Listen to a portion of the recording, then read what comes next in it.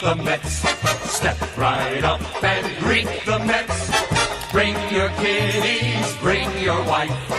Guaranteed to have the time of your life, because the Mets are really socking the ball, knocking those home runs over the wall. East side, west side, everybody's coming down to meet the METS Mets of New York town. Oh, the butcher and the baker and the people on the streets, where do they go? To meet the Mets!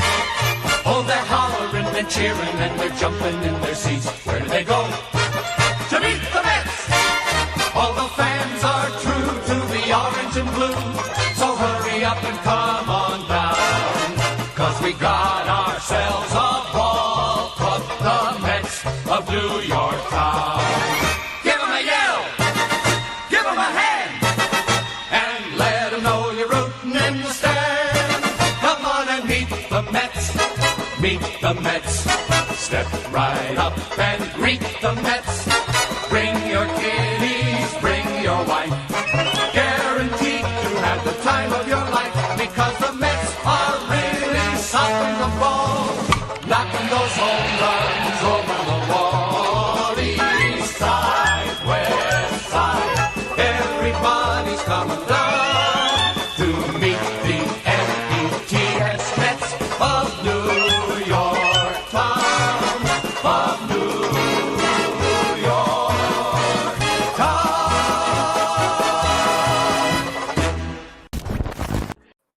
What is up, Mets and baseball fans? Thanks so much to everyone first chiming in. We really appreciate you guys here for another episode at New York Mets Talk on WardyNYM. Some quick news. Our good friend Richie at Mets Media was unfortunately not able to come. Some last-minute schedule changes happened. No problem, though, so Richie will be back on the channel soon. But we have a perfect replacement, our good friend Anthony at Subway to Shea podcast. If you guys don't know, he has been on the channel playing before during these Mets Talk segments. We always enjoy having him. So we'll be breaking down everything there is to know about the Giants series that just concluded yesterday that we streamed on the channel for that final game in the Mets victory. We will be taking a look at what has been going on with the Mets over the past 24 hours on social media, not further with Cohen's tweet, how we should interpret things outside of the video I did on the channel. So if you haven't checked it out, please make sure you do already. We'll also be taking a look at a little bit of debacle that went on with Marcus Strowman and a beat writer as well, and having some choice words back and forth there. We'll be breaking down then the series preview with the Dodgers, also taking a look at injury updates because there's a lot to discuss, mainly surrounding, yes, Jacob deGrom, the star of the New York Mets and the face of the league when it comes to pitching, and so much more. And of course, stay tuned, guys. We will be taking questions towards the end of the show as always. So everyone, first of all, thank you all so much to everyone chiming in. I'll be shouting you all out individually in a minute. But Anthony, how are you doing today, my friend? Thank you so much for coming on the channel.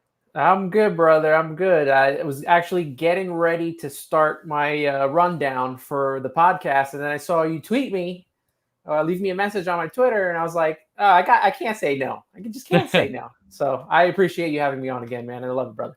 Well, the perfect thing is that after you do this, you can do whatever you have to do for your podcast. And then we could, of course, direct everyone to check out the podcast as soon as that's out. So it's a win-win in both ways. Again, I appreciate you coming on. And everyone first in the chat, thank you all so much for being here, everybody. Blacklist Outdoors, my man, MLB, Joey, Robert, Jeremy, Dave Kaplowitz, a great subscriber and friend on the channel, Ryan, Chris, Robert, Brandon, Jason, all you guys. If I missed your name, please don't take it personally, guys.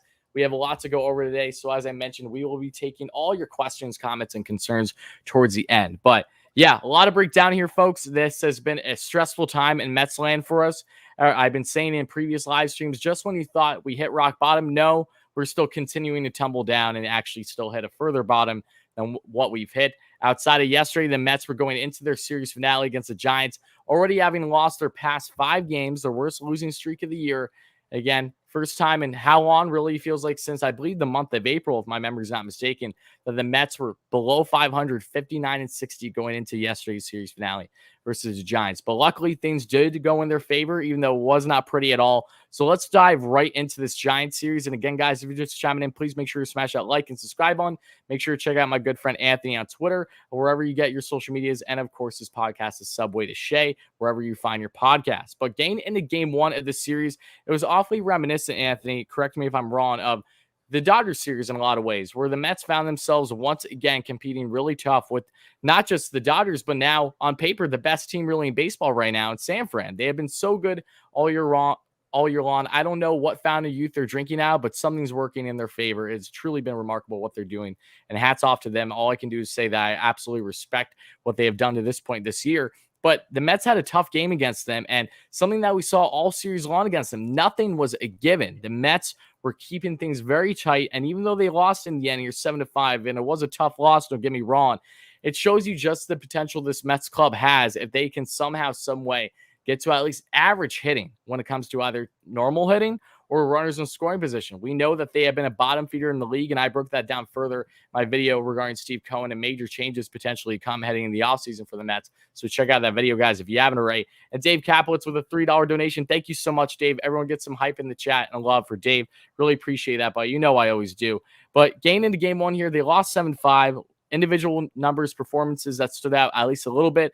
Brandon Nimmo was 1 for 4 in this game with a run scored and a walk. Pete Alonso was 1 for 4 with 2 RBIs and a run scored.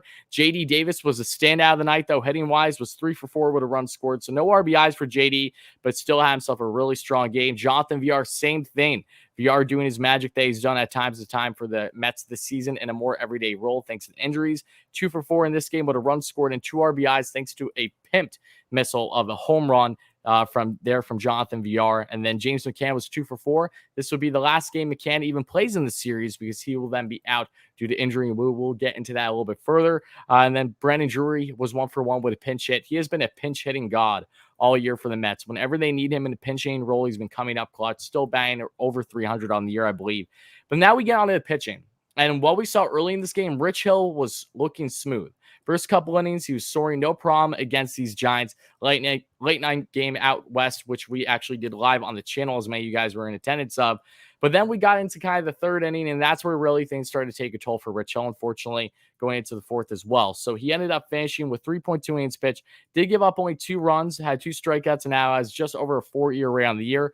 You'd like a little bit more length there from Rich, absolutely, but given his age right now and given that once you can kind of crack his code, which is being this nifty southpaw with a breaking curveball, has absolutely no life on his fastball. As long as you can sit on those pitches, you're going to have success. And usually it throws off lineups in their first time around, and second time and third time is usually what we've seen as of late, especially this year where he's had bigger issues because teams are able to sit on his fastball and his curveball better. But then you have Miguel Castro that came in. This ended up giving the Mets a loss, 1.1 innings pitching. He did give up 2 earned runs, unfortunately. Then you had Juris Familia come in, 0.2 innings pitched, no problem. Aaron Loop, who's been the best reliever for the Mets all year long and one of the best southpaws in all of baseball this season, 0.1 innings pitched to get the final out there, no problem. Trevor May with an inning pitch. He did not have a good game. Trevor May, this was one of his worst of the season.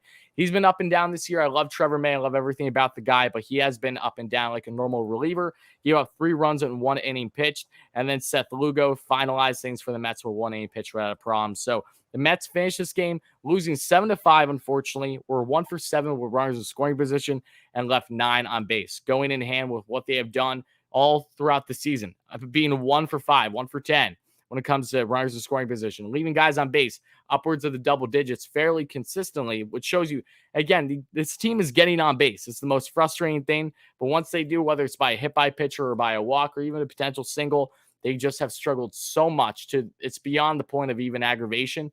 All we can hope is that things change at some point, if at all. And here down the stretch for 40 games left, I'm not sure exactly what to expect at that point from how their offensive approach is going to be. So what was your initial reaction to this game one? Were you watching it live? I should ask too, Anthony, because I know it was a late night game. How long did you stay up for, if at all?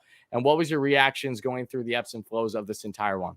Yeah, I was watching it live till about maybe the 6th inning before they gave up, the rest of the runs. I think this was the game where Alonso tied it up with the double, and then they gave it right back at least like maybe 5 minutes later. And that's kind of where around the 5th or 6th inning, I just was sitting on the couch and I kind of just fell asleep on this one. This is probably like the first game that's happened to me all season long. I can't stand the West Coast trips. It's just, it takes the life out of me, and it will tonight for sure. Yeah, especially with the rough stretch that this team has been on, and then they're just like not hitting at all, and it's just hard to just stay focused on what they're doing. like you said, like the hitting has just not been there. Today was, or that game was a tough one for the bullpen, who has been pretty much good this season. And Rich Hill, he can't get past that, that fourth, fifth inning for some reason. He cruises right through, and then around 4 or 5, he starts to break down, and that's kind of where I feel like the Mets really needed him to pick up, especially after Carlos Carrasco couldn't get past, the second inning on Sunday. So Another bullpen game, they're stressing those pitchers out. The offense is not hitting. Trevor May, he's either really good or he's been either really bad. So, and right now we're in a tough stretch for him where he's just not being consistent at all. And that's pretty much it for the team. You said JD Davis went, 3 for 4. Good to see him start hitting. His body language has been confusing me. It doesn't look like, I don't know if you see this, but to me, it just doesn't look like he's fully into this right now. I don't know if it's because he's been struggling, but he's batting over 300. I mean, even in the press conference, he just doesn't look interested to me. Yeah, I'm glad you brought up JD, because something that's been getting overlooked that has been reported is JD's been dealing with kind of lingering injuries for like the entirety of the season. And he might be one of those exact guys where, remember when Zach Scott around a week ago had his presser and said that, not that this is the only factor, but one of the factors that has gone into the Mets injuries this year with them having more injuries than they've ever had as a club throughout a season is the lack of compromise or, just with getting players to be on board with certain things, with maybe them having gut feeling, oh, I can work through this. And then they ended up having a more prolonged injury after having something lingering. That's been the case with more than one player on this club. I'm not sure if it's the actual case with JD, but he hasn't been fully healthy for the majority of the year. And, when it comes to hand things, especially whether it's a thumb or a finger, that stuff can be a pain in the neck all year long. That is not quick for yourself to actually get healed up. We saw that with Brandon Nimmo as well. So I'm not sure exactly how his health status is right now. He's clearly healthy enough to play, and he's been doing pretty well. But I have noticed as well that shortly leading up to the trade deadline, the final week, he was playing poorly. And I think there was a lot of stress on him. He was feeling pretty on edge for obvious reasons, because his name has been thrown out there really for the past year for the Mets. There's no ifs, ands, or buts about it. And I think he's been turning on things lately, but he does look lost. And the high fastball as well has not done him well. He's kind of reminiscent of Pete in my mind at times, taking pitches that he shouldn't be taking and, not taking, he's taking fastballs right down the pipe. And like the rest of the Mets club, he's hacking them off foul. Like the Mets timing has been a struggle this year, as an understatement. And JD, while he's batting 300, he has been part of that focal point where not having nearly as much pop in his bat as you'd like to see universally across the club. But he finds himself as a prime example of, again, another guy that you expect more out of, especially when it comes to extra base hits. And we have just not seen it consistently enough yet to this point in the season. And yeah, the body language, I agree. He has looked awkward at times. He'll have a game like this, 3 for 4, and then he'll strike out potentially 3 times the next night. Like, you don't really know what you're getting. Yes, he might be gained enough to still be in that 300 range average, which is better than other players on this club. But just because he's having a good average doesn't mean that he's necessarily hitting in the proper moments. How's he doing runners in scoring positions? See the difference in this game? He was 3 for 4 with a run scored versus Alonso, who's 1 for 4 but had 2 RBIs. VR, 2 for 4, 2 RBIs thanks to his home run. So those hits will only get you so far at this point of the season when the Mets need to make sure they're consistently tacking on runs. So I'm glad you brought up JD for sure, but that's really all she wrote for the first game of this series, folks. Another close one. And if we take a look at as a whole, and I know we're going to be getting over the next couple games for the Mets in this Giants series, but if we take a look as a whole, out of the Mets' 6 games that they have played so far in this stretch, now going 1 for 5, the 4 of those 5 losses have been tight games where they really could have been a coin flip. Where again, if the Mets just found themselves with competent hitting when it mattered most, they easily could have flipped the coin on most, if not all, those games.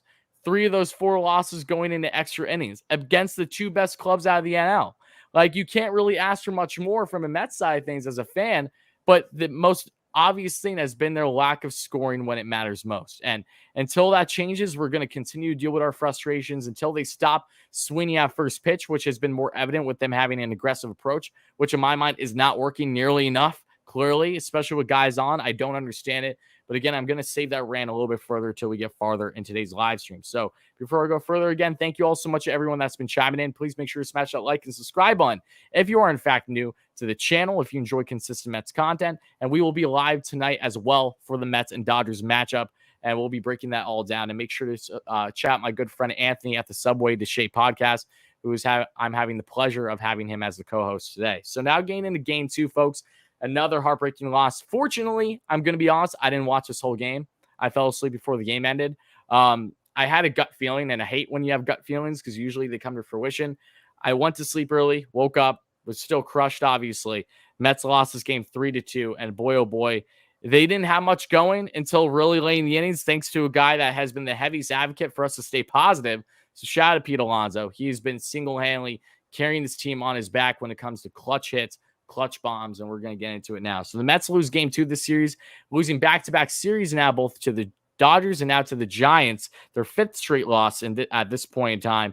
Pete Alonso, however, was 1 for 4 in this game with a run and 2 RBIs, and that 2 RBI was thanks to an absolute bomb late in the game. I believe, Anthony, was it the 8th inning in which he hit that home run? I know it was late in the game for the Mets, and they were still down by a run. Yeah, I think it was. Okay. All right, so we're going to go with the assumption it was the 8th. I know it was late in the game. It wasn't the 9th. But, yeah, Pete Alonso hits his another home run in clutch time for the Mets, giving them life, and they still fell short here, unfortunately, because it was too little too late. Michael Conforto, who's been swinging the bat far better than I think what people have been realizing as of late.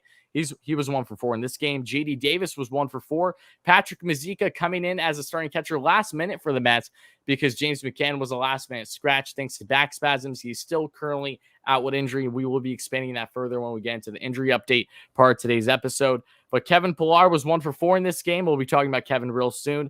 Marcus Strowman was 1 for 1. So Stro able to get on base again. He's been getting on base past couple starts for the Mets. I love that. So shout out to Stro for getting himself a hit. Dom Smith had a pinch hit single as well. Again, this lineup was very head-scratching and not have Dom starting. I know that he hasn't been swinging the bat great, but going into that game, you could have justified having him in the lineup, in my personal opinion. But now we get on to the pitching-wise. And Marcus Strowman, again, another strong outing, giving the Mets something that they're not getting from literally any other starter right now, which is length. Strowman, a guy that earlier in the season you can nitpick, he can't go past 5 or 6 innings. He at least gives the Mets 7 here after having another stellar performance the outing prior. So he does give up 3 earned runs, but keeping the Mets in this game the entire time for sure. 7 innings pitched, 2 walks, and 9 strikeouts. Absolute stud. 114 pitches. What else could you ask from Strowman here? He got the job done and kept the Mets in it the entire way through 7 straight, helping out the bullpen, which is what they absolutely needed to. This bullpen has been getting taxed day in and day out, it feels like, at this point in the year. 2.84 ERA now on the year for Marcus Strowman. Then in relief, Aaron Loup pitches a scoreless inning because, of course, he does. We all love him. Hopefully, he got himself a nice Busch beer after the game. And all in all, though, the Mets were 1 for 5 of runners in scoring position and left 6 on base. Little life offensively from this club until it was too little too late, something that has been prominent for them. And I think you have realized as well, if you look at the Mets and their lack of success really over the past 2+ weeks, you really could argue since the second half of the season began, they've been clutching up offensively, but they haven't done anything really until the 7th inning and beyond. And this is something that I said because I was in attendance for the Mets and Dodgers game this past Friday. As we know, they fell short, but I was with my girlfriend. I told other people, I'm like, given the lineup with having Almora out there and Drury, I'm like, the Mets are not going to do anything. They're not going to hit until the 7th. I said that as soon as I walked in the stadium. Lo and behold, the Mets didn't do anything until the 7th. They finally got a rally going. They fell short in extras, as we know. Thank you, Will Smith. But regardless, they were rallying late, and normally it's too little too late. So they found themselves in a position here again. So what is your stance on game 2? Again, did you watch all this fully? What were your thoughts on Marcus Strowman and his pitching outing, which I thought was stellar, given all the circumstances, and overall the offense just not coming up with at least one more run to make things interesting here, potentially going to extras?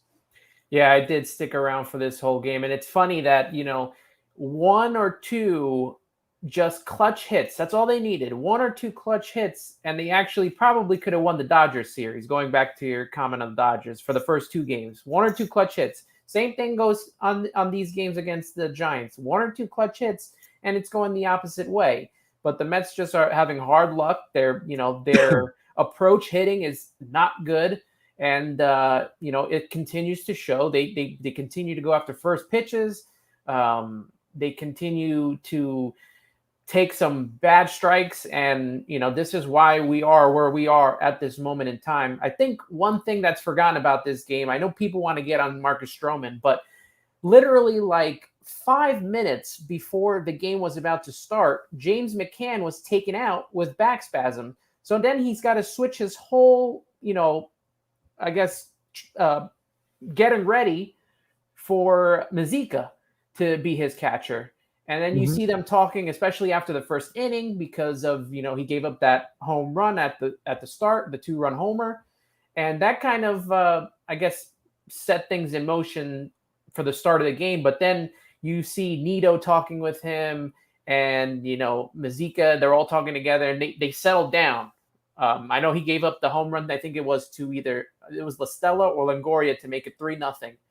But he was solid. Again, another consistent outing for Marcus Strowman. Say what you want to say about him, but he's been the best pitcher outside of Jacob deGrom. Yes, he has. And I said this before, and I've been saying this in previous streams. I might even said this with you. Marcus Strowman has been the Mets' best pitcher this year. And the reason why I say that is I love Jake to death, and we're going to get into Jacob deGrom and the latest on his health status. I'm not excited to talk about it. Trust me, guys. I'm a tough pill to swallow there. But there's no denying that Marcus Strowman has been the most reliable pitcher for the Mets all year long. As great as Jake was, otherworldly, a video game type figure in the first half, we see what has happened to him in the second half because of it, how taxing it was. So health-wise, Jake hasn't been there. It's unbelievably frustrating for him. But Marcus Strowman, what can you say? This guy has been there basically every single start this year. Whether he's giving you 5, 6, 7, or potentially even 8, which is a rare thing. But I believe it has happened at least once this year. He is doing everything and then some that you could ask for the Mets and his walk year right now. So if you need further proof on why you should consider extending Marcus Strowman, give him a new contract. He's doing everything, absolutely everything. He has been the Mets' rock this year in this rotation. I don't know where they would be without him, because look at how Taijuan Walker has fell in the second half. He's rebounded a little bit as of late. Obviously, that start against the Dodgers, pitching 6 no-hit innings until he started to get worked in the 7th. But shout out to Marcus Strowman. There's been no one more reliable in this rotation all year long, and you have to give absolute hats off to him, regardless how you feel about him personally. And we will be talking about Strowman further before we get into the series preview against the Dodgers, because a lot of controversy has happened over the past 24 hours regarding him, but it's not his fault, really, if that makes sense. And we'll be breaking that down further. So, yeah, again, breakdown, another heartbreaking loss at this point. This was rock bottom for the Mets. I don't see anything getting worse than this. Losing 5 straight games now to amazing teams, don't get me wrong. But it's the matter of these losses wouldn't hurt nearly as much if, one, because they were close games, so you know that you're in it for basically every single one of them. If you just hit with runners in scoring position, that's all there is to know about that.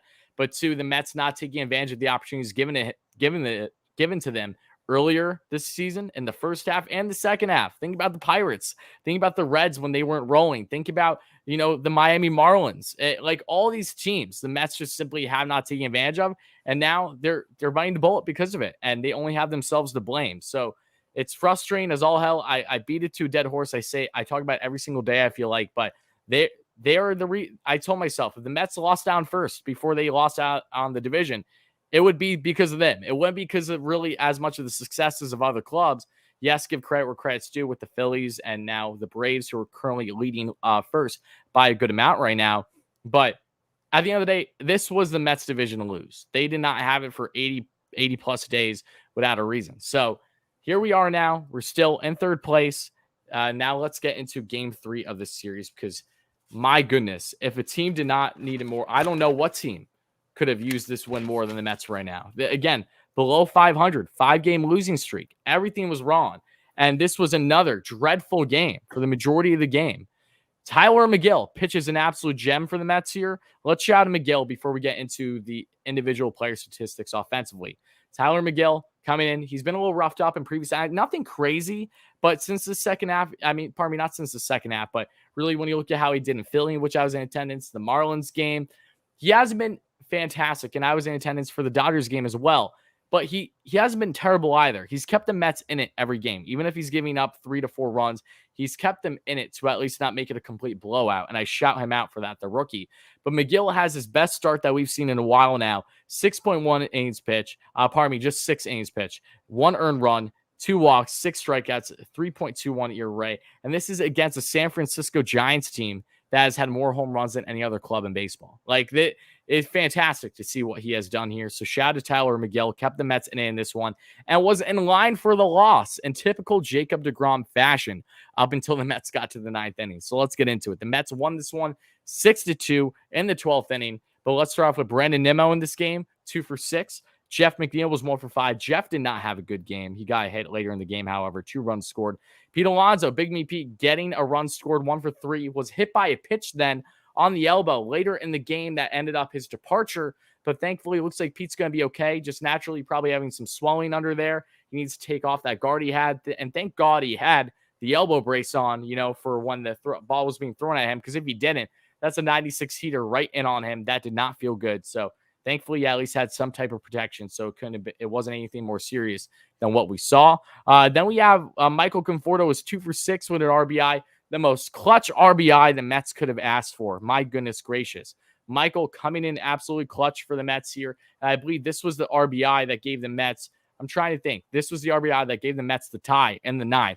Just ridiculous. I was jumping for joy. So happy for Michael. He needs it more than anyone as well after the kind of season that he's had, thanks to his injuries and just lack of consistency. He's been hitting the ball, barreling the ball a lot better as of late, spreading the field too. He's looking more and more like the Michael of old. It's just definitely been a slow type of growth to this point in the year. Then you get Patrick Mizeka in his 2nd consecutive game. He was starting catcher, 1 for 4 with a run scored. And then we have Chance Cisco. Shout out to Chance Cisco, his first at-bat as a New York Met, originally from the Baltimore Orioles. He was, I think, DFA'd this year. The Mets picked him up, called him up because of the injury to James McCann. And the first pitch he sees, he rips that one, I believe, and that's going to bring in an RBI for his first hit as a Met, thanks to a double. So shout out to Chance Cisco. The Mets gave him a chance, and he executed. You love to see it. But now let's get to Kevin Pillar, the man of the hour. Kevin comes in. I think the first inning Kevin came into in this game, was it the 9th? I think it was the 9th. I don't think it was pardon me. It was the 10th. He came in the 10th, first time pinch hitting. And what does Kevin Pillar do? He gets this close to at least getting himself a double. That would have gave the Mets a run, but it was absolutely snagged by Wade in left field. A beautiful catch by him. The Mets had no luck, it felt, when it came to actually hitting the ball out of the park that day. But then you see, we go to the 12th now, and Kevin Pillar, as I was wearing the Kevin Pillar jersey, probably the only Kevin Pillar jersey you will see someone repping right now, given his lack of success over the past couple of months. Shout out to Dave Kaplowitz in the chat for sending it my way. But yeah, was repping that. He hit that absolute piss missile 3-run bomb. I literally lost my mind. It was the biggest breath of fresh air. The Mets had a 5-2 lead at that point, and then Chance Cisco put the cherry on top to give them 4 runs of a lead, and the Mets ultimately won in the end. But let's not just talk about the hitting here, because the Mets were dreadful in this game, okay? Offensively, they were jacked. They only had 1 hit for the longest time, then 2 hits. They were doing nothing until the 9th. And I had a gut feeling that they would rally in the 9th, because that's something that they've been doing a lot lately. Even during their losing skids, even if they fall short, they've still been tacking on in their final outs. I don't know why it takes them to get to that point against a stud closer for the Giants, and McGee no less. He was 25 or 26 for 29, I think, going into that game. He's been a stud for them for the majority of the season and save opportunities. So the whole bullpen has been for the Giants. So I don't know what makes the Mets decide to jump on these actual really good relievers, but when it doesn't matter most, I don't understand it, but they've been doing it. They've been swinging at first pitch left and right. Let's make a note of that as well, guys. I don't understand it either, and I want to expand a little bit further before we get into the Dodgers series on how to approach things. But let's get into the bullpen. So Tyler Miguel's taken out of the game. Miguel Castro, dominant inning. Literally, Giants had no chance against Castro. He was feeling himself polar opposite to the outing he had in the previous game he was against the Giants, where he gave up a couple runs. Trevor May did not look like the same guy that gave up 3 runs this past time out either. So shut the door as well. Edwin effing Diaz. I want to hear your thoughts on Edwin, because everyone has their colorful feelings about Edwin Diaz, either for a positive or a negative. And Sugar, we all know how he's been in save situations this year. He's been dominant. He has been one of the best closers in baseball. But in non-save, not so good, and that's an understatement. He's really been Jekyll and Hyde. When I was at the game against the Dodgers last Friday, they brought in Edwin in the non-save, and I was losing my mind. I was in my head. I was like, I don't want to say I'm going to clap for him. I'm going to try to get hyped with the trumpets, but I'm not feeling comfortable right now, because he has just not been the same pitcher, between being unlucky and just things not locating his way. But he shut the door down against the Dodgers, and he did the same against the Giants. And not just one, but 2 innings. 2 innings. Diaz, even when he had a couple guys on base, he got out of it. I was mind blown to see what Edwin was able to do in that situation. That was the first time in his Mets career, and potentially even his entire career, that he pitched back-to-back innings, non-save, and got out of them unscathed. So shout out to Sugar. He has been so damn clutch for the Mets. If he can continue to do that, regardless of what the Mets need him to be in, if it's a save or a non-save, that's going to be vital for the Mets down the stretch here with any hope of still trying to make this playoff push.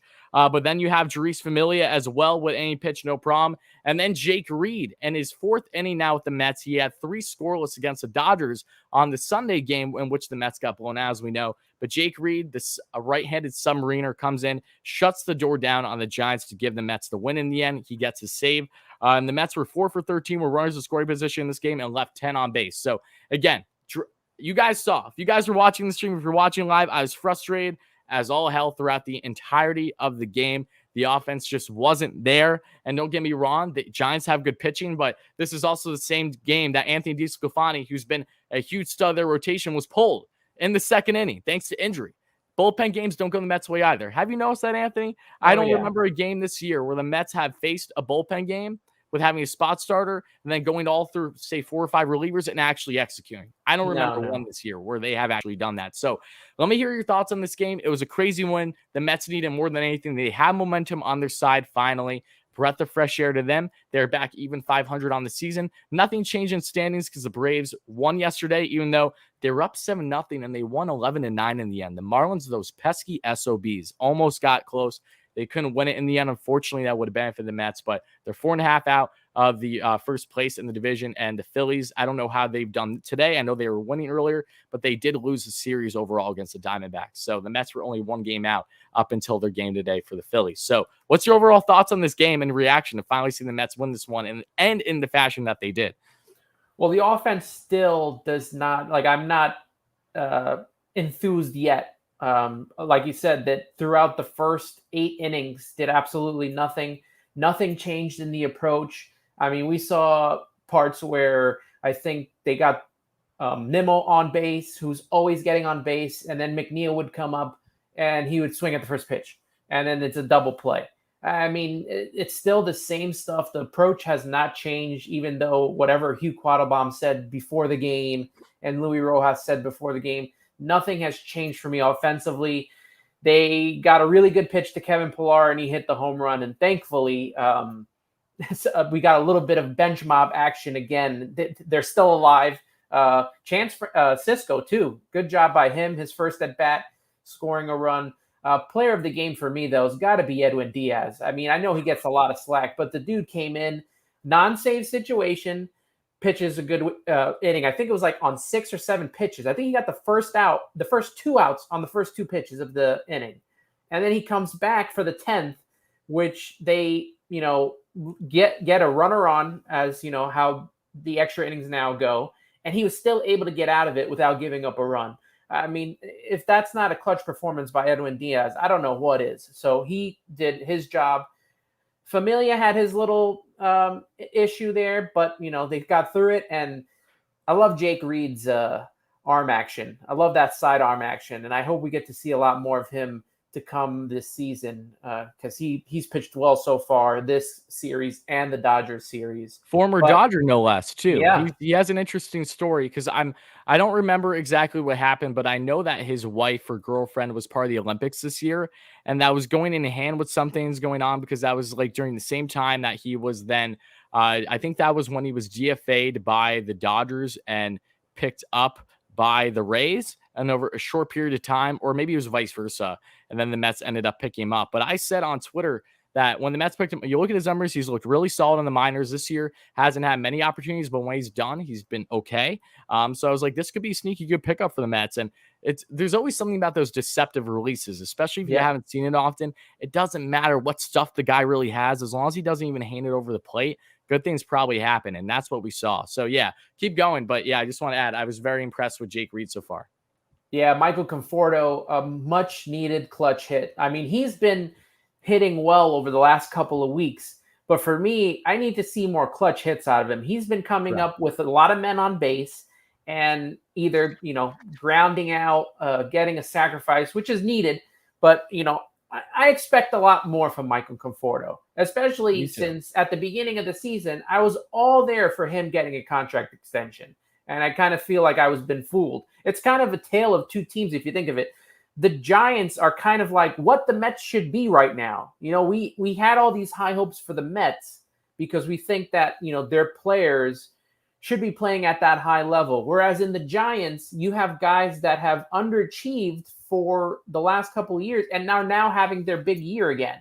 So I kind of feel like them and the Mets kind of go hand in hand. But kudos to the Giants, especially playing in that, that dreaded West Coast with the Padres and the Dodgers. They've done a heck of a job out there, and they got a really good team. They're shutting them down. And again, I feel like I don't do this enough, and that's a shame on me because we are a Mets-centric channel here. But you always have to give credit to your opponent, even if you love him or hate him. I'm not a Giants fan. I know that, when you think about the Giants and the reason why the Mets have orange in their jersey is because of the Giants, but the Giants, I still have PTSD from 2016. Mad Bum just shut us down. I'm not happy with that.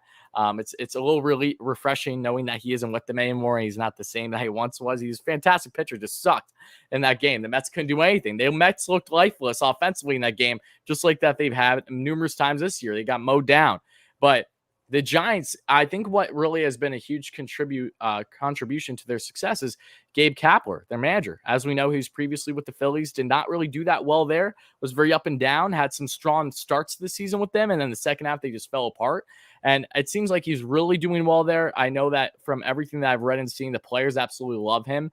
He was a former player, as we know. He really has a great mentality on how to work the clubhouse. So they're very unique and in their own, and they've really gotten the absolute best out of what has been dealt to them between their offseason moves and signing certain guys on one-year deals pitching-wise. They're getting studs out of them. They have a stellar rotation for the most part. Their bullpen has been exceeding expectations. And the hitting, just again, they've been leading the league in home runs. They have been so clutch for runners in scoring position. They're getting guys in their mid-30s, and Brandon Crawford, who's been a borderline MVP candidate this year at short. Remember the one snag he had yesterday to prevent a potential hit from Dom Smith at the end of the barrel? Like, he's still getting it done. You have Buster Posey, just remarkable what Buster's now doing, looking like his old self, and then some Evan Longoria. Like, these guys are in their early to mid to late 30s, and they're getting the job done. So absolute shout out to them. I don't know what fountain youth they're drinking out of, but it's working, and I wish them continued success as long as it's not against the Mets. I'll be content with that. So we all know they're running the 2010s, what they did 2010, 2012, 2014. You think it would have been a little bit more of a rebuild stage. I thought that they would be pesky this year because they were solid last year in the short season. But yeah, Giants are here to stay at this point. They're going to continue to make smart moves and make them afloat. And Chris Bryant doesn't hurt things at all. So as much as that might pain us Mets fans. But with that being said, folks, I just want to take the moment to thank everyone again that's been chiming in the stream. Please make sure to smash that like and subscribe button if you are in fact new. Help us get to 100 likes by the end of the stream. And of course, make sure to share this with your friends and check out the channel and check out my good friend Anthony at the Subway to Shea podcast, who I have the pleasure of having as a co-host today. But before we get into the Dodgers series, folks, and again, I see a lot of comments and questions. Thank you so much for the positive feedback, guys, and we'll be taking your questions towards the end here. But let's talk about, before we even get into the injuries, I want to talk about two things, okay? Let's start off because I want to hear your stance on the Steve Cohen tweet, because I made my video on this. I broke it down plenty and how I think that people should be taking it, but I highly suggest you guys check out that video because it's so much more than just Steve Cohen's tweet. It really means just what this could potentially mean with the Mets wanting to make significant moves. If not before the season, then definitely go in the offseason. So what was your initial reaction when you saw this? Were you surprised by it? Did you understand it? Were you against it? Just give me your overall feel when Steve tweeted that out around 9 a.m. yesterday at the time of being live here. No, I totally understood it. It's what we're all feeling, right? He's a Met fan. He's grown up a Met fan, and has the opportunity to be the Met fan and also the owner of the team. So I get where he's coming from. And this is especially coming off of 2 weeks of, hearing, just smile, know that we're going to get through this, Rojas as well, with just that, consistent, we're going to do what we got to do. We're working on things. We'll get through this. And, that's all fine and good for him and how he has to handle his players. I'm not a fan of that. I need to see a little more energy out of him and stuff like that, but that's how they're going to handle it. And it's not going to stop here. The team could get worse, possibly. It's possible, and he might still have the same reactions. So I don't mind the owner coming in and doing that and having to go. It sucks to say this, George Steinbrenner-ish on the team. I actually was confused that a lot of people were not a fan of what he said, and they thought that this would be a way to dissuade players from coming over here, which I think is totally untrue. Because if you get offered the most amount of money, you're going to come to the team that offers you the most amount of money. And it just felt weird to me that people would think that, out of all things, this tweet from Steve Cohen, who did not kill anyone, he was just upset and frustrated, like we all are, with how the offense has been he didn't going. say anything inaccurate though, too. Right. I think that needs to be tested. You Yes. know, if this was completely emotion based and he's saying something that isn't factually correct, and he's just pissed off about the short-term lack of success. No, like, this has been going on all year, but Absolutely. it's just more evident now than ever because the Mets are in a hole that they haven't been in at all this season to this point. Yeah. And, it's funny to me that people would think that this is the reason that people would not come here, like players would not come here, and not the fact that, after, let's say, Strowman has a frustrating game or James McCann doesn't hit, they're I don't know, fans going on Twitter and attacking his family and attacking his wife, or being Twitter warriors on Twitter. I think that would be more of a concern for me, for players not wanting to come here, than the owner who pays their salary, who I'm pretty sure has a good relationship with most of these players. I mean, I heard things of him taking, obviously he took Lindor out for like dinner and for the contract. He's been out with Marcus Strowman before. I mean, I think that this was the right move coming from him. I don't know how I would feel if, Luis Rojas later on down the line, like, gets frustrated and starts calling people out, because I feel it would be disingenuous with his character that he is right now. Yeah, and I will say this about we're not going to get into a tangent about Rojas right now because, again, I talked about my video, guys, so check it out. Just on like what the fate could be for him. I'll just reiterate it one more time for the people in the back. If the Mets don't make playoffs, I'll be damn surprised if Rojas is back here next year. Okay, because you can definitely give him credit where credit's due this year, but there is a systematic problem offensively that needs to be fixed somehow, some way. What do? You're not going to get rid of every single player on the club. So odds are you are going to go from a management perspective still. So again, if the Mets make playoffs, have a potential deep run somehow, I think that's something worth justifying extending him, because that things turn around and he had a say and impact in that no matter what. Whether it's significant or less, we might not know, but it's still there. And the same thing goes with their lack of success. So again, it's going to be curious to see how the season falls out, but I think that'll go directly in hand with his future. But I will just say this on the Rojas front: just because we're not seeing something to the public does not mean that something is not happening in the clubhouse. And that's something that I don't understand why a lot of people don't seem to grasp. Okay. Don't just judge a book by its cover. The amount of stories and the amount of things that we've seen from players after the fact about coaches on how they are like in the clubhouse versus how they are as a public figure. Things can be drastically different. And all the belief is that Rojas has been very blunt and telling it how it is with players and knowing when they need to, of course, get out of the slump, or when they've been either DFA'd or sent to AAA. The reasoning, like, he will have no problem doing those conversations, especially according to Zach Scott. So I don't know how he is in the clubhouse, but all I'm saying is just don't be surprised if he's not the exact same person that you're seeing out there in the dugout every day. Like, there are things that are kept in-house, that are rightfully so should be kept in-house, because maybe it's taken a little overboard if it's out there in the press, especially in the New York market. We don't know. My point, though, is just there could be things we obviously don't know, and that would be the least bit surprising in my mind. So with saying that, however, in Steve Cohen's tweet, that, again, I'm more in favor of it than definitely against it. I understand people's thought process on why it could be a problem. But again, the majority of people that are targeting Cohen right now, just from what I've seen at least, and again, I'm not trying to draw assumptions, I'm just telling you what I have personally seen, is people that don't like the fact that Steve Cohen is a multi-billionaire that came in here feeling cocky right away.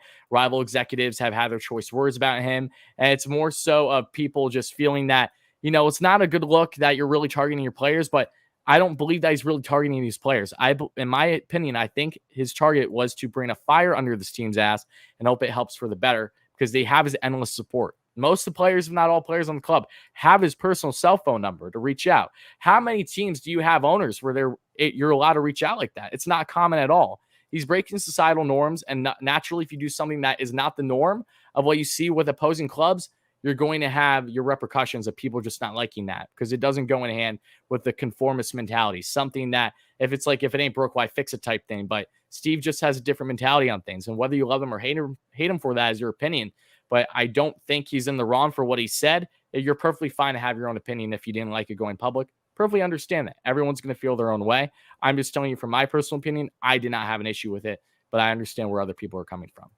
And I think I heard like a story a couple of weeks ago after the Rich Hill trade. I think, Tommy Hunter, who still is not doing too well with his back. I think he flew him out in his private jet with his family to, I guess to go to Florida and stuff like that. I'm pretty sure that he has a good relationship with these players, and this is a media push because obviously, Steve Cohen is not like any other owner. He's going to speak his mind, and he's going to use Twitter as well to do it. And I'm perfectly fine with him doing that. Every time he says something, they're going to make a motion out of what he said. So, and it's going to continue throughout. Even before he became on, there was a lot of talk about him. So this doesn't bother me whatsoever. Yeah. And look, they won. Yeah, exactly. And again, we'll see. So far, 1-0 since this current tweet. Again, it's not like he's tweeted in the past trying to, say things positive, and that actually ended up being losses and people made fun of him for it. Now here we are with the vice versa. I don't know if he was trying to do, the reverse effect, but so far so good. We'll see what tonight holds in LA. But now let's get on to one more topic that I want to discuss. Actually, there's two more, pardon me, before we get into the Dodgers series. Again, this is a locked and loaded episode of Mets Talk, guys. More than just the series recap and series preview. A lot that has to go in between. And I want to talk about this now with you because if you guys are on Twitter, as we know, Mets Twitter can be more toxic than anything else. That's just how social media goes. That's why I have my saying things, but I definitely try my best not to go overboard because people just, everyone's a keyboard warrior at the end of the day. So let's get into now what has also been a controversy, which is after Marcus Stroman's stellar performance, Tim Healy, who covers the New York Mets, as we know, went the lengths of making his article that, correct me if I'm wrong, was strictly to stir the pot, in which he did just that fantastically, even if it was a negative type of stir. And that is tweeting out an article on Stroman's performance and mentioning the numerous retweets that Strowman made of his personal accolades, his personal performance, his highlights from Pitching Ninja and stuff like that. So that was worthy enough for Tim Healy to personally target, and that caused a lot of stir. Marcus Strowman called him out for it, and it just further, it was just a back and forth. And I don't think Tim made any comments about it. He just, I think he did a damn good job on stirring the pot and gain more connection to him than what he usually does with some of his pieces. So what was your initial reaction to that? Because again, look, Marcus Strowman, I don't agree with the man on everything. I don't agree with most players or anyone on everything. That's just the nature of the game. I love him as an athlete. I think he's a very good human being. I don't agree with him on everything, but there's nothing, there was zero reason to target him here. I thought this was the stupidest thing, and it just shows you in my mind, and it really was eye-opening to some out there that maybe didn't know that, yes, not all Mets reporters out there are actual, one, fans of Mets, and two, have a priority that is not them wanting to do all they possibly can to cause either controversy or things that they know in the normal media market, regardless if it's sports or not, folks. We've seen it all when it comes to the news. I hope you understand by now in this 21st century that, all they want is to, of course, get clicks at the end of the day. And they will do things that maybe come off outlandish, silly, because at the end of the day, that is what's going to draw you. And that is really what I felt was the case here. So what is your stance on the matter, if at all? So this is my first year doing Subway to Shea on Twitter, but I've been following a lot of these guys for a long time. This is the first year where I really see them really testing the limits with the fans and, the players themselves. And obviously Marcus Stroman, let's be real, he's an easy target for these guys because Marcus says that he doesn't let anything bother him. He does a lot of the preaching on Twitter. But in between the lines, you do see him get frustrated with some of the things that these guys have said to him. So, what Tim Healy said to him, I tweeted out to Tim Healy and he didn't respond, but I got a lot of traction from Met fans. I told him, I was like, dude, this really is not the tweet. You know, you're better than this. And obviously, a lot of Met fans don't think he's better than that. And this is kind of, for me, kind of like a strike two for Tim Healy, because if you know, he had that incident with Mickey Callaway and Jason Vargas a couple of years ago. So we know he likes to get under people's skin. I didn't think that was appropriate. He didn't have to do that. That was just him, like you said, stirring the pot. It was unnecessary. Marcus Strowman, if he wants to tweet out his highlights, more power to him. If you want to tweet out his highlights, do what you got to do. If I'm going to tweet out something, that's for me. But it doesn't need to be. It didn't need to go that far on Tim Healy's part. And then for him not to respond to anybody. If not to cut you off, I just want to say, I don't know about you, but if I'm an athlete like Marcus Strowman right now, and I just had, in my mind, a really strong performance, but I still got the loss in the end. Yes, you have the team mentality. Of course, Strowman does. He has a great voice in the clubhouse, from what everyone has been saying and been noted. But if I had a good outing, by all means, I want to gas myself up. Like, I did good. I don't want that to be, because normally what happens, especially in the sports world, you can have a stud outing, but if your team gets a loss, people only give a half-ass about it, unless you're really focusing on the little nitty-gritty things about it. So that could even be more rationale as to why he did what he did. But he's always retweeting it. Like, there's nothing wrong with that. I mean, a rational being should not be fazed by that. If you are, I think you have bigger issues, because Marcus Strowman has been the biggest bright spot in the rotation this year from a consistency standpoint. I mean, if anything, we can learn a lot from these players. And I'm always frustrated after a loss, just like every other Met fan. Everyone deserves to get frustrated, get upset. But after the game's over, there's a new day. We move on to the next game. It's time to move on and just try to focus on that game. If they keep losing, it happens. We've been fans for how long? We've been Met fans for. We know the deal. But, to get frustrated and to start attacking people, and like I mentioned before, some people attack family members. It's not right. People shouldn't be doing that. But what Tim did, I definitely don't agree with, and I know a lot of other Met fans, and now a lot of people know the type of person Tim Healy is, and that sucks for Tim, because now he's got a reputation. And this isn't something that I want to target. I'm not going to name other individual beat writers, but Tim isn't the only one to do this. No. That's none of it's surprising to me. I feel bad for the people that are surprised by it, that were taken back, because I myself, especially as a young fan, you always are happy and following certain people when they give you all the note, like same way that people follow me, and maybe I do something or said something that doesn't resonate well with them. They're like, "Oh, we were agreeing on so much. I was loving what you're doing. Like, why this? You ruined it." So, there have been plenty of others, unfortunately, in the Mets community when it comes to being beat writers. Same thing all across the MLB. And don't mind my dog, you just hear in the background right now. Probably have to take her out of my room in a minute. But it's a normal thing. And at the end of the day, yes, it does give you an idea of where a guy's priority is. But he has a job at the end of the day. He's not a Mets fan. It's probably the least of his concerns in his mind that he stirred up Mets fans. The only downside to him is if this hits him in a negative fashion after stirring the pot, then he has himself to blame. But again, that probably won't happen. People have short-term memories. You'd be surprised. But yeah, that's kind of just my final tidbit on the matter. But before we go any further, I just want to also mention, thank you all so much, everyone chiming in the stream. But we have a $5 donation here from Independent Outsider. Thank you so much for that, buddy. Everyone hyping the chat for Independent Outsider. This was a little bit while ago, so I'll definitely shout you out, my man. I understand how Alonso is performing, and we have Dom Smith. But if Braves let Freeman go, Mets need contact. Any way to get Freeman the Mets? It's funny. I've joked about Freddie Freeman a lot. I mean, if somehow, some way the Braves do not breach a deal with him in free agency, I think the Mets should absolutely go for him. And that way you can put him on first. Even if it's a little bit of an overpayment, Freddie Freeman and Jacob deGrom as teammates after being best friends, that'd be pretty cool in itself. But he's a great player.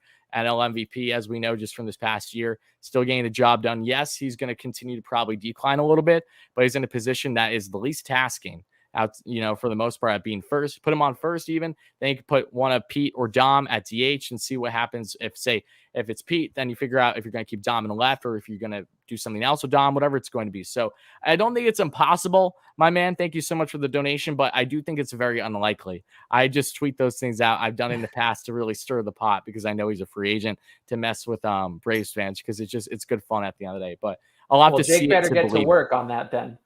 What's that? Jake better get to work on getting him over here if he wants to do that. You best know, though, that if for some reason they can't reach a deal, the Mets should be interested. I don't see why. The same way they show interest in everyone that's available. You at least want to weigh the market and see how things stand. Even if it doesn't get anywhere, at least chime in and be like, is there any potential here? Like, you definitely make the call. Yeah, definitely make the call. And then, again, unlikely, but possible. And with saying that, I'll be right back. My dog needs to go outside my room. So give me 1 second, folks. Shout out to Independent for the donation again. I appreciate that, buddy.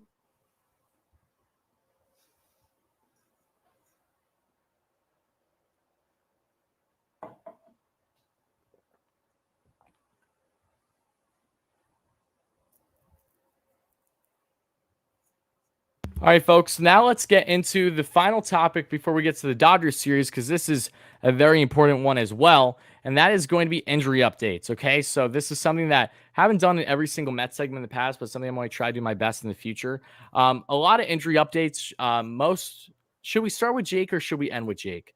Should we get the bad news out of the way first? Yeah, get the bad news out of the way. Get the bad news out of the way. Okay, rip the Band-Aid off. Okay, right off. Many of you guys know this because it was already reported yesterday through Pat Ragazzo, who covers the Mets through an affiliate with Sports Illustrated that covers the Mets. I've referenced him in videos in the past, especially around the trade deadline. So shout out to Pat. He does good work. But unfortunately, what was initially reported yesterday were that sources were stating that the Mets are leaning more towards shutting down Jacob deGrom for the season. Now, my initial reaction was that, damn, like, I miss Jake so much. We all do, especially with the Mets still trying to have hope right now, even though it isn't bright when it comes to making playoffs.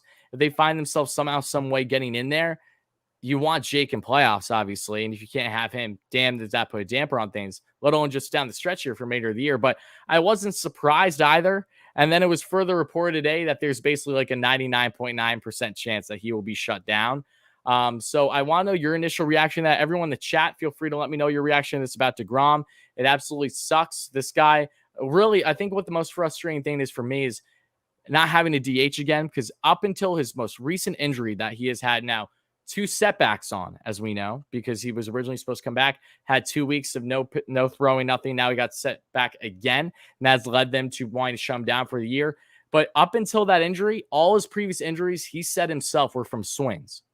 That pisses me the hell off. I love Jake. I love seeing him hit and score runs for himself when the Mets can, which is frustrating. But at the end of the day, as much as I love seeing Jake swing, I much rather see him healthy more than anything. He dealt with nagging injuries all year long. There's no way for him to be a Cy Young winner this year. There's no way for him to be an MVP when, if he just stayed healthy, he was directly in line to win at least one of those accolades. So that's a heartbreaking loss for Jake, and I know that he's frustrating more than anyone right now. As upset as us Mets fans can be, there's no one biting the bullet more than him. So what was your initial reaction to that? And do you expect that to be the case with Jake for certain? Again, nothing's official yet, but it's definitely looking likely that he'll be out down the stretch. Do you think that that will be the final nail in the coffin for the Mets when it comes to this rotation in the end? And how do you expect things to go forward, if at all, for them if they make playoffs? I think the most frustrating thing coming out of this is that, Jake was having a season for the ages. We're talking about historic level, pitching performance, better than a lot of other pitchers, Hall of Fame pitchers this year. And what he did the first, 9 or 10 games that he started was on a historic level, maybe one of the best pitching seasons of all time. And he could have been a Cy Young Award winner. He could have been the MVP. And not only is that now wiped clean, we might not see him for the rest of the season, which really sucks. And as soon as he got hurt at the All-Star break, my thought was, please prepare for him not to be pitching for the rest of the season. The same thing went with Cookie Carrasco, and the same thing with Noah Syndergaard. Please prepare for these guys not to be available. And, they really only got us Rich Hill and Trevor Williams, which is not the greatest thing that you wanted the team to do at the trade deadline. So we're kind of stuck with what we have at the moment, which is not the worst thing because the starting pitching has been pretty solid all year round. They've gone through that rough stretch. But as we've seen in the last 2 games of what this team can do with the Strowman and Miguel, pitching more than 5 innings, I think that Louis Rojas and Jeremy Hefner need to sit down with the starting pitchers that the Mets currently have right now, and he needs to say, "Hey, we don't think that Jake's going to be able to go for the rest of the season. This is for you guys. We need you guys to step up. If we're going to make it to the playoffs, it's because of you guys now going forward. So we need everything out of you." And, we're basically getting everything out of Marcus Strowman. Tyler McGill, he continues to amaze me because he's pitching way past what he's done in the minor leagues with innings. And I'm continued to be impressed by what he's doing. I think I might even be a little more impressed than I was of what David Peterson did last year. And those two have kind of been kind of similar if you look at both of their seasons. But McGill has been solid. Taijuan Walker seems to have turned the corner with the last couple of starts. So I'm hoping that he can continue. And if we have any shot at really coming back, Cookie Carrasco needs to pitch way better than he has. I still think he's in that kind of spring training phase. He said it himself. Yeah, he even said it. So we need him to be ready to go at least 5 innings. That's all. Can Rich Hill and Taijuan Walker, can they give us 5 innings going forward? Because going to the bullpen early, it's going to kill guys like Juris Familia and Trevor May. And, we're going to end up using Aaron Loop for a 4-pitch inning. And we'll need him to pitch a lot more than that. But you have to, spread out these guys. That's why him and Seth Lugo, they weren't available. And Edwin Diaz had to go 2 innings and come in for a non-save. So we need those guys to step up. Obviously, Marcus Stroman's up to the challenge. He's pitched well all year, and he has, kind of had to been the de facto ace. Obviously, the record doesn't show it, but that's not everything. Look at his ERA. Look at how he's pitched in every game. The Mets have been in every game because of his pitching. So I think that he's going to have to lead this rotation as much as it hurts the people who don't like him. But, Marcus Stroman's very important to this team. He knows how to pitch in New York, and that's something that I look for every time I see a player come into this team. Yeah, no, you're right. And I think it's important for us to look at when it comes to Jake. Thankfully, when it came to this wasn't like the unexpected blow of an injury, because I was preparing for this, and I've been saying this in previous live streams and videos I've done on the channel, especially since his last setback.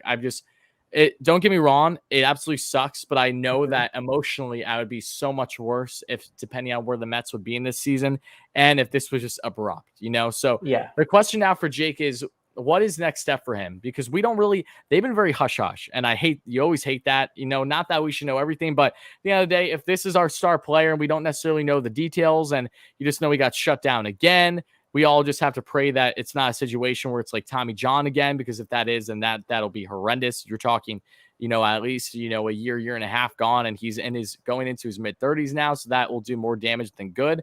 So I pray that's not the case. I hope that he just needs to be healed up. It's clear that the gas that he's been throwing out of his arm to this point just can't handle it right now. I think my other thing though too is it puts a bigger outlook on the Mets season right now, because if the Mets were in a different spot right now than what they were, would they be committed to shutting Jake down? I'm not sure if they would be. I'm really not. And you also have to look at, if the Mets do somehow, some way make playoffs, Jake's your guy. Like that, Jake is your X factor. Jake is the reason why you could have a potential deep playoff run, even with the offense underperforming. Whether he's pitching in a wild card game, which again wouldn't be likely given the wild card status, but if he's pitching in a shorter series, like Jake is everything. Like, he's the best pitcher in baseball. He could single-handedly give you wins. So without him, it definitely puts a bigger outlook on not just the remainder of the season, but just as a whole with the playoff push. So I know most Mets fans feel that the Mets will not make playoffs. I don't blame them for feeling that way at this point in time. I'm not the type to say that, there's a 0 chance. I will only say that once the time has come where they are mathematically eliminated, where there's simply no hope. But yeah, they have a tall task to climb. I'm an optimist always, but I'm not going to lie. But I'm not going to lie when I say here that, I don't feel great about them making playoffs. But yeah, Jake was their guy going down the stretch. Now they don't have them, and now they have to try to remedy things. And going back to, unfortunately, not being able to make a bigger trade at the deadline for a starting pitcher. And again, I don't fault the Mets for doing that because there really wasn't anything available. And we've talked about that plenty on the channel, guys. So please check out previous streams if you're not up to date with that. But not doing that now, it just unfortunately just hurts more. The Mets' hands were tied. Jake is in a tough spot. And you want to make sure that you can have this guy healthy for as long as humanly possible because we know the impact he has on this club when he is healthy. And Dave Kaplitz with the $10 donation. Thank you so much for that, Dave. Everyone hype in the chat for Dave. It really does mean a lot. Love you, Dave. Appreciate you, buddy. Let's get some hype in there. But yeah, any final thoughts on DeGrom here? Just absolutely tough blow. And it really does give you a bigger perspective, if you weren't aware right now, where this rotation stands on the bullpen being continuously taxed. And if the Mets do try to make a run this year, they're not going to have Jacob DeGrom because I don't see how they could try to even ramp him up in time. If say a scenario, and it's not going to happen, but a scenario where they had a deep playoff run, they wouldn't even be able to ramp up Jake in time if he's not doing any throwing program. Yep. So there's just like, it's different if he's just aside and he's been doing rehab stints and, he's been all ramped up and continuously throwing, even if he's not facing live batters. Even that's completely different versus being dead and then trying to ramp up in a short period of time. It could hurt him. So. Yeah, if there's anyone that could, ramp up properly, I have faith that he can do it. But, the first time he was shut down, I had a little glimmer of hope. This second shutdown, I'll tell all of your guys who are, in the chat, don't be, surprised if he doesn't come back. Just be ready for this because I can't see it right now. Like you said, it's going to take some time. Look at how long Syndergaard's coming back for. And I think they even said, the thing that worries me is they even said that the clock on his, the time that he had Tommy John surgery is kind of up now. Like, that it's possible that it could happen again. Hopefully it doesn't. They've really been keeping everything close to the vest, which I do kind of appreciate because the Mets fans have it tough already. And, going through that a little more would be very, very, very frustrating. So I'm just saying that they should prepare not to have him pitch for the rest of the season. That's the only way I could think about it. And obviously so many things need to go in the Mets' favor. Cookie Carrasco, he said himself, he still feels in spring training mode. It's unfortunate. It's not his fault. This has just been terrible for him to have to work back so long with his injury. Now that he is back again, he's not locked in yet because it takes quite a bit of time after missing the entire year. He didn't even pitch in spring training. Let's not forget that either. So this is basically still a spring. But, he's going to be pitching tomorrow. We'll get into it against the Dodgers again. So I don't know what to expect there. I'm not expecting too much great things.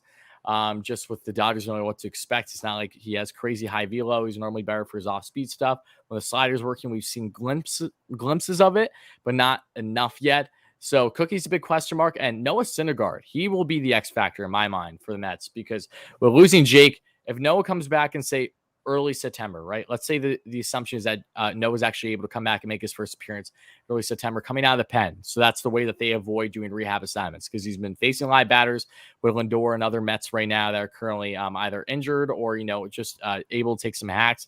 But if Noah can get ramped up in time and the Mets do go down the stretch, that could potentially be your saving grace in the rotation. Again, really, really unlikely. Not someone you should be betting on at all. They want to ramp up Noah specifically, again, to one, lessen the workload to start out. So one, there's less pressure on him coming back from this. And two, you don't have to rehab him then. So if he can give you, say, potentially 2 or 3 strong innings out of the pen, that could be a huge upside for the Mets too, knowing that you can get flexible with him, with using him, say, every other day, with the Mets having short, like Noah could be a huge, huge factor for the Mets down the stretch here. But like everything else, and in typical Mets fashion, everything is a question mark. We just don't know. And unfortunately, when we don't know, odds are good things don't happen. So I'm not going to bet the house on anything. I'm not going to really expect much. I'm just looking forward to him coming back, and hopefully he will have some success to help the Mets down the stretch here. The only positive that I'll say for the rotation is that I do feel like they're in somewhat of a better situation than they were maybe if they would have lost DeGrom in that beginning part of the year, because they were only working on 3 pitchers and then a whole bunch of bullpen games. At least now, you have Strowman, Walker, Carrasco. You got Hill. Miguel has been doing his thing. Trevor Williams can slot in if and when they need him, and they could work it that way. That's the only thing that I could think of that could get them through and not tax this bullpen as badly as it's been taxed this whole year. So that's probably my only big takeaway from that. A lot of these pitchers for the Mets, like I don't even know what happened to Sean Reed Foley. I guess he's done for the season. Out for the year, yeah. Okay, I totally missed that. Jordan Yamamoto, is he out for the year too? Like he said, I think a week ago, he said he was facing live batters. Yeah. So I don't know what the timetable is on Jordan. However, he still has his ways to go.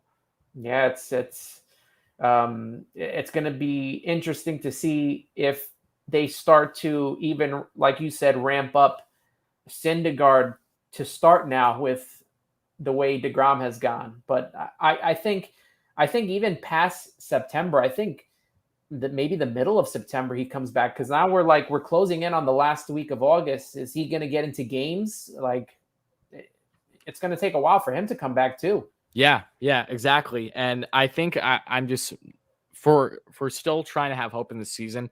Rich Hill, I have my worries about, just because he isn't going to be going deep in the games.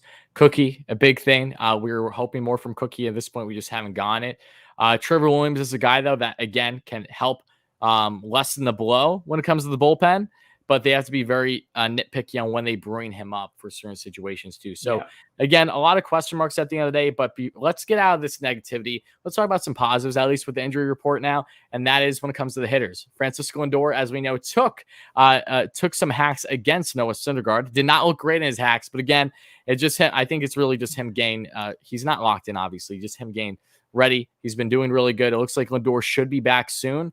I'm not exactly sure what game he'll be back.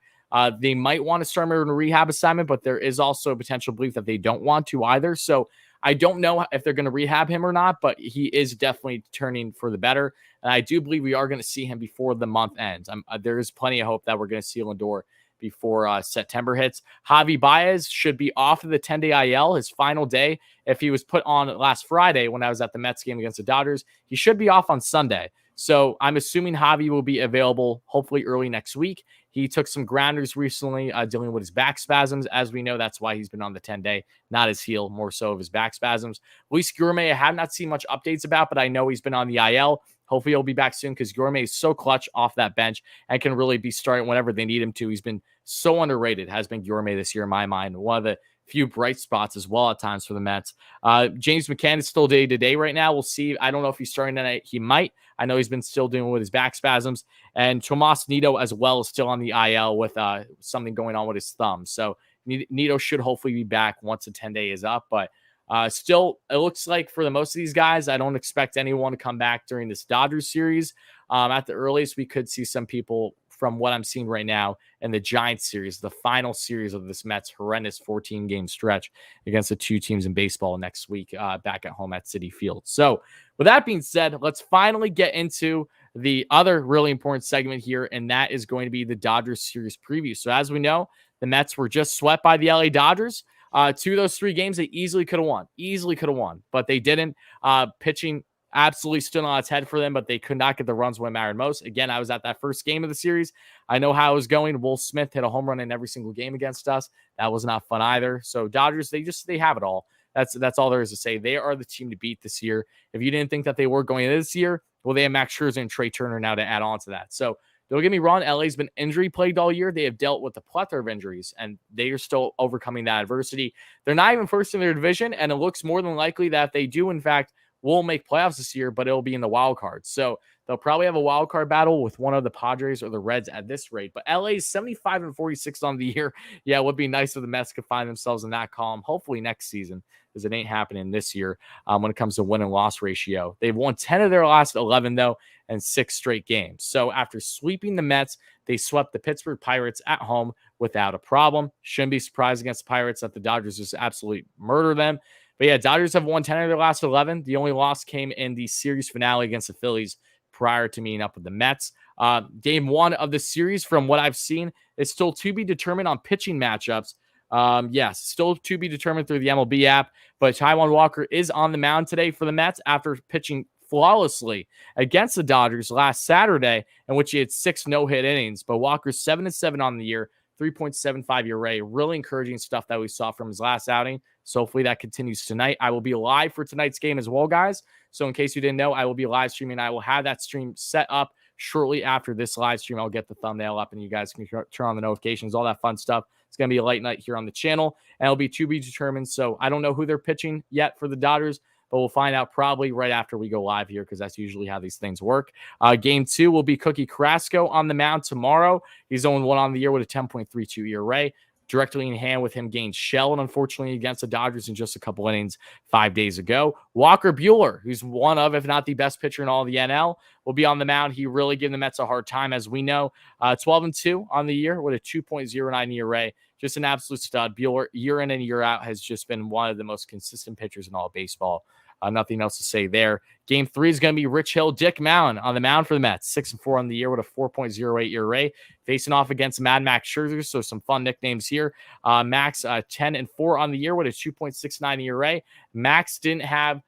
Max wasn't crazy stellar in his game against the Mets, but he definitely got the job done. The Mets did not execute nearly enough on Scherzer. He had himself a strong outing back on Sunday when the Dodgers really took it to town on the series sweep against the Mets. And game 4 of the series, it's a 4-game skid against these Dodgers. It's going to be Marcus Stroman on the mound this Sunday, 8-12 on the year with a 2.84 ERA, coming off of some very strong starts against David Price, the veteran southpaw. Price, who used to be one of the best pitchers in all of the MLB, won a World Series, as we know, with the Boston Red Sox, then won a World Series as well most recently. No, he didn't win it with the Dodgers because he opted out last year. So I'm assuming he probably got a ring still, but I'm trying to think. Did he participate in play? I'm forgetting.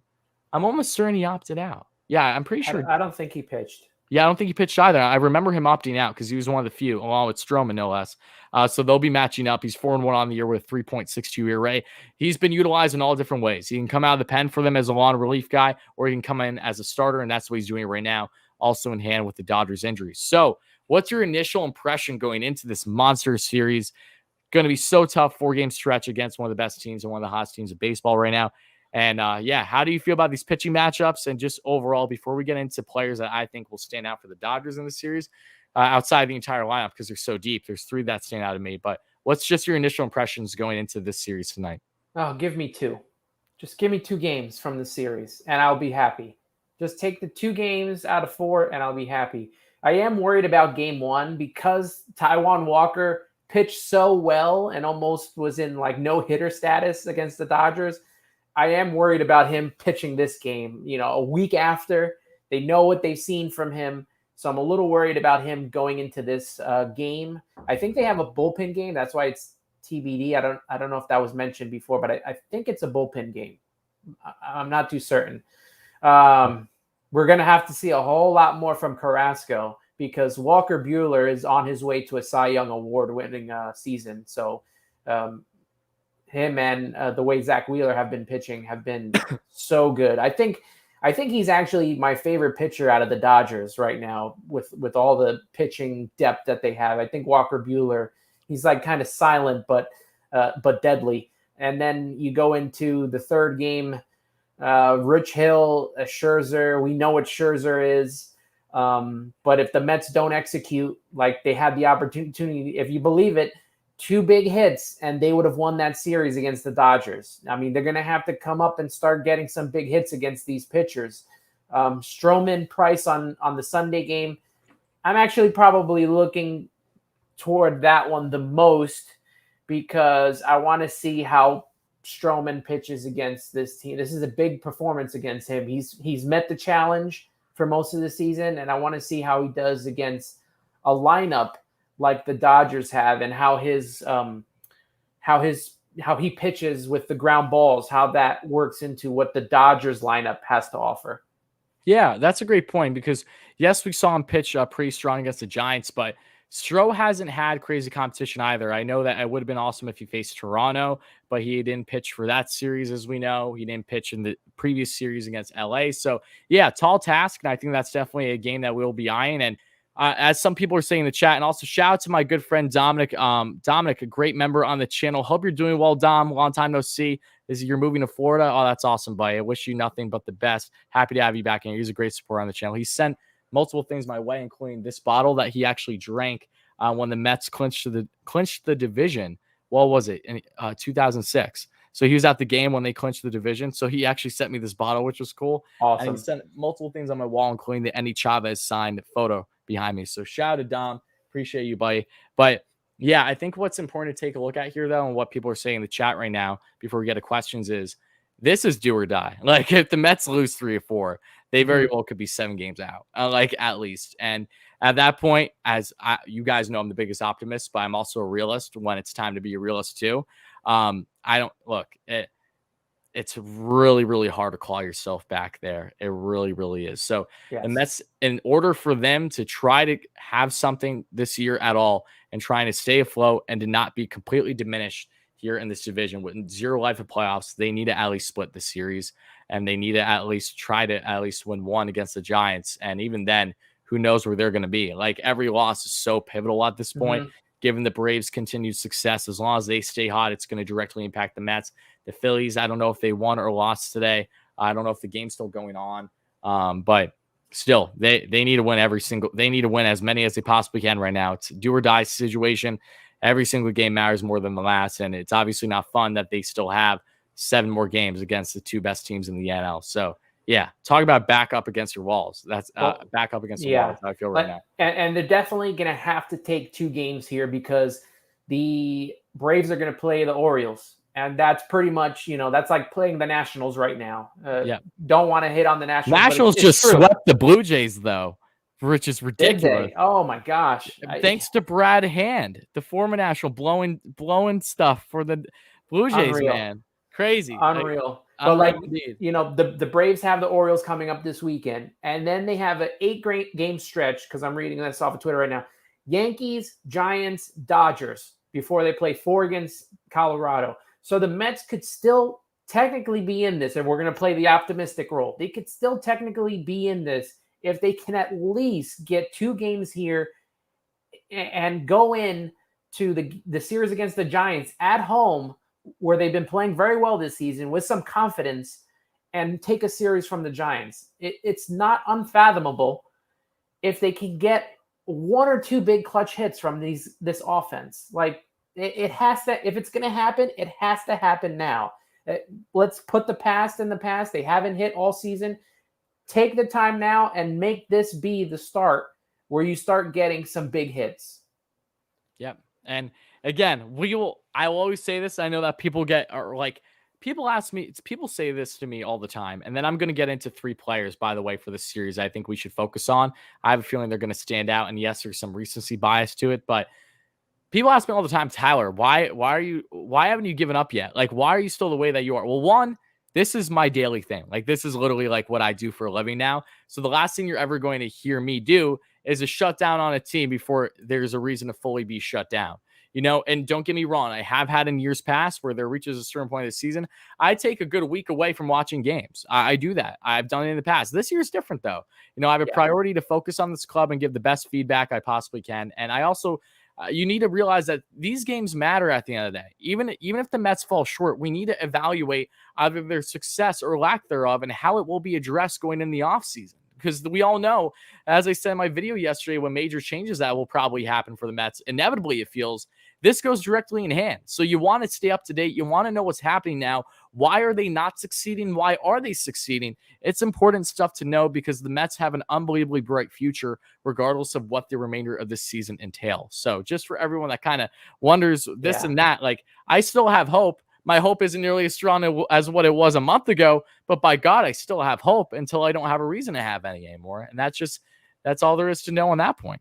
Yeah, for me, it's until they're mathematically out every season. Until they're mathematically out, then then the season's over for me. I just wanted to point something out on your chat. JJ said because they're playing the Braves are playing the Orioles while the Mets are playing the Dodgers, and he put and the scheduling does suck right now. It does. But the Mets had the opportunity to take advantage in the beginning of the season. They should have beaten the Pirates. They should have beaten the Marlins, and they they were supposed to take advantage of that scheduling to the point where if they came and they had a rough stretch against the Dodgers and the Giants, they were going to be able to sustain that. And they never took advantage of that. Thank you. Don't get this. The entire year's schedule sucked. More double headers than ever in MLB history. It really feels like, at least for the Mets. And we can't control it, but it sucks. And that's definitely a factor that should be made note of. There's no denying that. The schedule, the continued injuries, those are all heavy factors in the Mets' lack of success this year. We agree. Everyone agrees with that. Mm-hmm. But now we're in a stage, second half of the season, teams healthy enough to be playing better ball than what they're doing. When you lose those Pirates series, especially, that was a soul crusher. I had the audacity to go to PNC Park front row to see Edwin Diaz give up the walk-off bomb when there was a times by an average of .030 for Stallings to hit that. Like, that's my luck. And that I went to the Pirates series when they were in Citi Field, at least for the 2 days, Saturday and Sunday. The doubleheader, they won game and then lost a game, and then they lost the Sunday game after being up 5-0. Like, it sucks. Don't get me wrong. And the Mets do have opportunities to still take advantage this year. Not a lot, but after this Dodgers and Giants series, they then have 14 straight games against just the Nationals and the Marlins. I'm scared shitless of that, though. I really am, because the Marlins are so pesky against the Mets. And the Nationals, yes, I know they just swept the Nationals, but the Nationals can still leg out wins at the end of the day. Yep. Like, no win is an easy win for the Mets. That has been proven this year. So you should always be on edge and kind of be ready for the worst, and hoping for the best. That's kind of the world that we are currently living in. So, yes, easy schedule the next 14 after this, but that's a hard schedule again. Then you have the Yankees, the 9-11 series, obviously. Then you have the Red Sox. I'll be in attendance there when they're in Boston with the 7 line for a game on the 21st. Then they have one more series with the Phillies, I think. Their last series of the year is with the Braves. I think there's maybe a Marlins series squeaking in there too. So they still have tough matchups. It's nothing easy. They have one of the hardest schedules down the stretch here. And again, not taking advantage will do that to you, unfortunately. But as Dave said in the chat, but Nogowski DFA'd from the Pirates because we all hate John Nogowski, him with Strowman. He did get DFA'd over the past week. So that's funny to make note of with everything we've talked about with Stro. But yeah, so before we go further, I just want to mention here 3 players I think we should be keeping an eye on in this Dodgers series. You can pick anyone. That's the beauty about the Dodgers lineup. Even with them having injuries, they're just so loaded. They have an all-star basically at every position, whether it's bullpen, starting rotation, catcher, outfield, infield, you name it, they have it. But 3 that stand out to me, Max Muncie hit an absolute rocket yesterday. He very well could find himself getting NL MVP votes. He has been having a remarkable year. The first baseman, 276 average, 28 bombs, 75 RBIs, and a 982 OPS, batting way over 300 over his past 7 games. He's red hot right now. Then we have Will Smith, and I definitely picked Will Smith because, one, he's been a very solid hitter this year, but he had the Mets number in that series. So you have to wonder, is that going to continue potentially with those 3 bombs he had? So he's batting 260 on the year, 18 bombs, 59 RBIs, 862 OPS, and he's been solid over his past 7 games, batting right under 240, but again, has those home runs against the Mets. Trey Turner is my 3rd guy. You could pick Justin. Justin will probably have his fair share of hits and potentially home runs in the series as well, because he always does against the Mets, being a former Met. But Trey Turner, 319 average on the year, 18 home runs, 52 RBIs, 23 stolen bags, 876 OPS. He's been rock solid over his past 7 games, and he's a Mets killer. Trey Turner, I mean, literally, he's been a stud. You can argue he's been the best shortstop in the NL this year at this point in the time. Like, he's just been that good. So, yeah, that's just my 3. You could have picked Pollock, who's batting over 300. You could pick Cody Bellinger. Even though Cody has a low average this year, he was really on a tear for a little bit. He can hit those home runs still. There's so many guys. Pujols, if he actually gets playing time, can still get the job done. Like, I'm trying to think more down the list. Like, again, Justin Turner, as I mentioned, Gavin Lux was brought back from the IL. He's a young stud in the making still. They have endless. They're just oozing with talent. That's what the Mets strive to be in a couple of years after building their farm. And it's something that we can definitely admire in hopes that they find similar success down the road. It's crazy that I worry about this entire lineup and they don't even have Mookie Betts in there right now. I know. Exactly. That's why I didn't mention him. Like, he's still on the IL, I think. He should be, right? Okay. Yeah. Yeah. Trey Turner, I think, is my biggest worry. He's been killing the Mets all season long.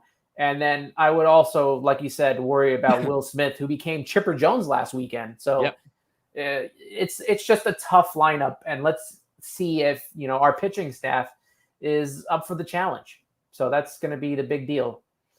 Yeah. And again, this can either go great. Mets at least get 2 of the series. I'll be more than content with that. Even if the standings either don't change or the Mets fall back by another half game or game, that's salvageable still. But if they get swept, if they lose 3 or 4, things are not looking pretty. Because the Braves are going to continue to win. Phillies will still get their fair share of wins, even though that they haven't been playing great lately. Again, I don't know. I'm actually going to check in a minute how they have fared today, if they did win at all or not. Because I think they had a day game today in the series finale. But yeah, Betts is still on the IL. So all in all, an absolutely crucial series for the Mets. This could very well define their season. That's the actual truth. Even with all the losses that they've had, all their skids, this could be the final one that puts the nail in the coffin. So we have to pray, hope for the best. And as I said already, I will be live on the channel tonight for today's Mets game, and I will have that stream up shortly after tonight's live stream so you guys can put on the notifications. But if you're just chiming in again, guys, please make sure to smash that like and subscribe on for a new episode of Mets Talk. Myself alongside Anthony at Subway to Shea podcast. Please make sure to check him out in the description down below if you haven't. He has great Mets takes. I love his podcast. I love the Mets podcast game is so flooded, but I love it because every single day I could just pick a different one to hear all these different perspectives, and you've been fantastic. So wishing you the best going forward with your continued great work. But check on the Phillies score here, and then we'll get into a Q&A segment for the final 15-20 minutes of the stream, guys. Let's see if the Phillies won today. Phillies are in the bottom of the fourth, and it's 0-0. Oh, my bad. I don't know why. I thought I saw 1-0 earlier. So the Phillies are in a 0-0 game, and Zach Wheeler has thrown 3 no-hit innings currently in the fourth. So the Mets are one game behind, right? The Mets are currently 1 game behind. Mets are currently 1 game behind. Correct. Yes. Okay. Phillies are 61-59 on the year. Braves are 65-50. The Braves, who weren't even 500 all year long, are now 1 win away from being 1 win away from being 10 games over. So Braves have been red hot. But we were expecting this, right? We were expecting at some point this season for the Braves to play like the Braves who went to the National League Championship. Just like we've been expecting our offense to wake up. Exactly. And one thing happened and one thing didn't. That's all there is to say at this point. And the Mets are 60-60. Yep. So, okay. So that being said, folks, now here we are for our 80-plus viewers. Thank you all that's been chiming in. I know a lot of you guys have been itching to get some questions answered, and we thoroughly thank you so much for chiming in the entire time or waiting this long. Now we're going to get into a Q&A segment, folks, for the last 15-20 minutes before we get out of here. So if you have any questions, comments, or concerns, by all means, let us know, whether it's a question for both myself and Anthony, just me, whatever it is. That's perfectly fine. Would love to hear it, guys. And thank you all so much in advance that have been chiming in this entire time. We always love doing these things. And again, help us get to 100 likes. That'll always mean a lot by the end of the stream, guys. Currently at just over 60 now. So whether it's live or on replay, smash those buttons, guys. It always does mean the world to us. Okay, so now going through the questions, let's see here from Bruce says, hi, Worry. What is the pitching schedule for the Mets? We just announced it, but in a nutshell, it's going to be Walker tonight. Tomorrow, it's going to be Cookie Carrasco. The following day, it's then going to be Hill. And then the series finale game will be Marcus Strowman. So there you go. MLB Joey says, if Carrasco doesn't pitch well tomorrow, should they replace him with Trevor Williams? I think that's something that they could consider, yes, if Cookie has another shelled outing. Even against the Dodgers, if he's like the one that's sticking out like a sore thumb, they may go down that route. It wouldn't surprise me, given every game is so important right now. Let's see here. And I think Mets finish in second, Braves in first, says Watermelon. How's Alonso? From everything I've seen, I think Alonso's okay. I don't know for certain if he's starting tonight, but I haven't seen anything to this point at the time being live to suggest that he won't. But again, we will see what the future holds there. Well, the Mets had Wheeler this season. I think the Mets would be in good shape if the Mets had Wheeler this season. I think that they would have more wins because pitching has carried this team all year long, and Wheeler can even swing the bat pretty solid too. So who knows? Maybe he'd be doing that to DeGrom magic. Maybe DeGrom wouldn't even be hurt right now to the same extent, because if you have Wheeler in the rotation, your rotation looks different. It depends on the days you're starting. Like, I think about if you have one thing different about something, everything could potentially change. So I'm always under that mindset. I'm silly, but I'm the same guy to say that if I'm in attendance for a game, I don't think the game would be the same. I don't think, even if it wasn't anything drastically different, but because you're there versus not being there, there's something different about it. So I don't know. I just think that's how kind of luck and fate works, whether it's for a positive or negative reason. But yeah, Wheeler on this team would definitely make the Mets better than what they are right now. Wish the Mets kept him, but thank you, Brody Van Wagenen, for parting ways with him. Appreciate that so much. JD says, how would you guys upgrade corner outfields in the offseason? Lack of production from the outfield has killed us. I think the Mets are going to really, like they did this past offseason, and let me know your thoughts on this, Anthony. I think they're very much going to go down the trade route just as much as free agency. I think they're going to be really involved in the trade route. I'm speaking this into existence a little bit, but I will lose my effing mind if the Mets land Byron Buxton via trade. I saw that they were in talks potentially for him at the deadline. That just made me go nuts, and I'm going to get my hopes up over this. But that if you get Byron Buxton, that's a game changer as long as he can stay healthy. Again, that's always a factor with him. Nick Castellanos, if Nick potentially opts out, going for the bag this year in free agency after having another great year, has dealt with some injuries, but when healthy, he's been so awesome this year. And he has a swagger to him too that I think we all love. So yeah, Nick, could the Mets throw the bag at him? Absolutely. That could potentially be a fit. There's some other options as well, but I don't want to deep dive too much because there's really endless options. Not so much on the free agent market, but the trade market, you never know what can happen. Yeah, the only person that I knew besides Conforto to hit the free agent market was Charlie Blackmon, and I don't know if that's the best possible option for us. I think it's imperative for the Mets to get Brandon Nimmo out of center field and into one of the corner spots. I think that's very important. And whether they get a Buxton to play center field or whoever it is that they put in center, I think it's very important to get him into one of the corner spots. And I don't think that Dom Smith is going to be playing left field for too much longer. He has improved, but I think we still need more out of our left fielder because these guys really can't throw to the plate. Besides that one big throw to the plate from Conforto to end that one game, the outfield throwing is not the greatest from what we've got going on. And I do think that eventually one of the four, whether it's J.D. Davis, McNeil, Dom Smith, or even Conforto, I think one, if not two of them, won't be on this team moving forward next season. I think they need to switch it up. This lineup has not been working, especially for the last couple of years. We've seen what we've seen from them, and I think that the Mets will move ahead. Now, it's important to figure out if they give the qualifying offer to Conforto. I don't know how you feel about that. I don't know if I want to do that. I understand You're killing me, Anthony. The only reason why I'm saying that is because he's really going to have a strong September. He really is going to have to. Like, I'm not talking about just a good batting average, clutch hits. The defense is going to have to be there. But is it worth getting a draft pick for $20 million of Michael Conforto if you can spend that wisely and better in another area? That's my only concern with giving him the qualifying offer. And okay. I was a big proponent. I've told you in the past, I wanted to extend him, but he really took a hit for me this year. Okay, so as you know, Michael Conforto is my favorite player. So there's a natural bias. So I'm going to do my best to evaluate this just without that. So Michael, let's not forget the type of year he's had. The injury is directly in hand with his lack of success. Mm-hmm. Do I think Michael would have been a more consistent player this year if he wasn't hurt? Yes, I do. But I think we also should take a look at that across the board. This entire roster is underperforming this year, and that's something that should be noted as well.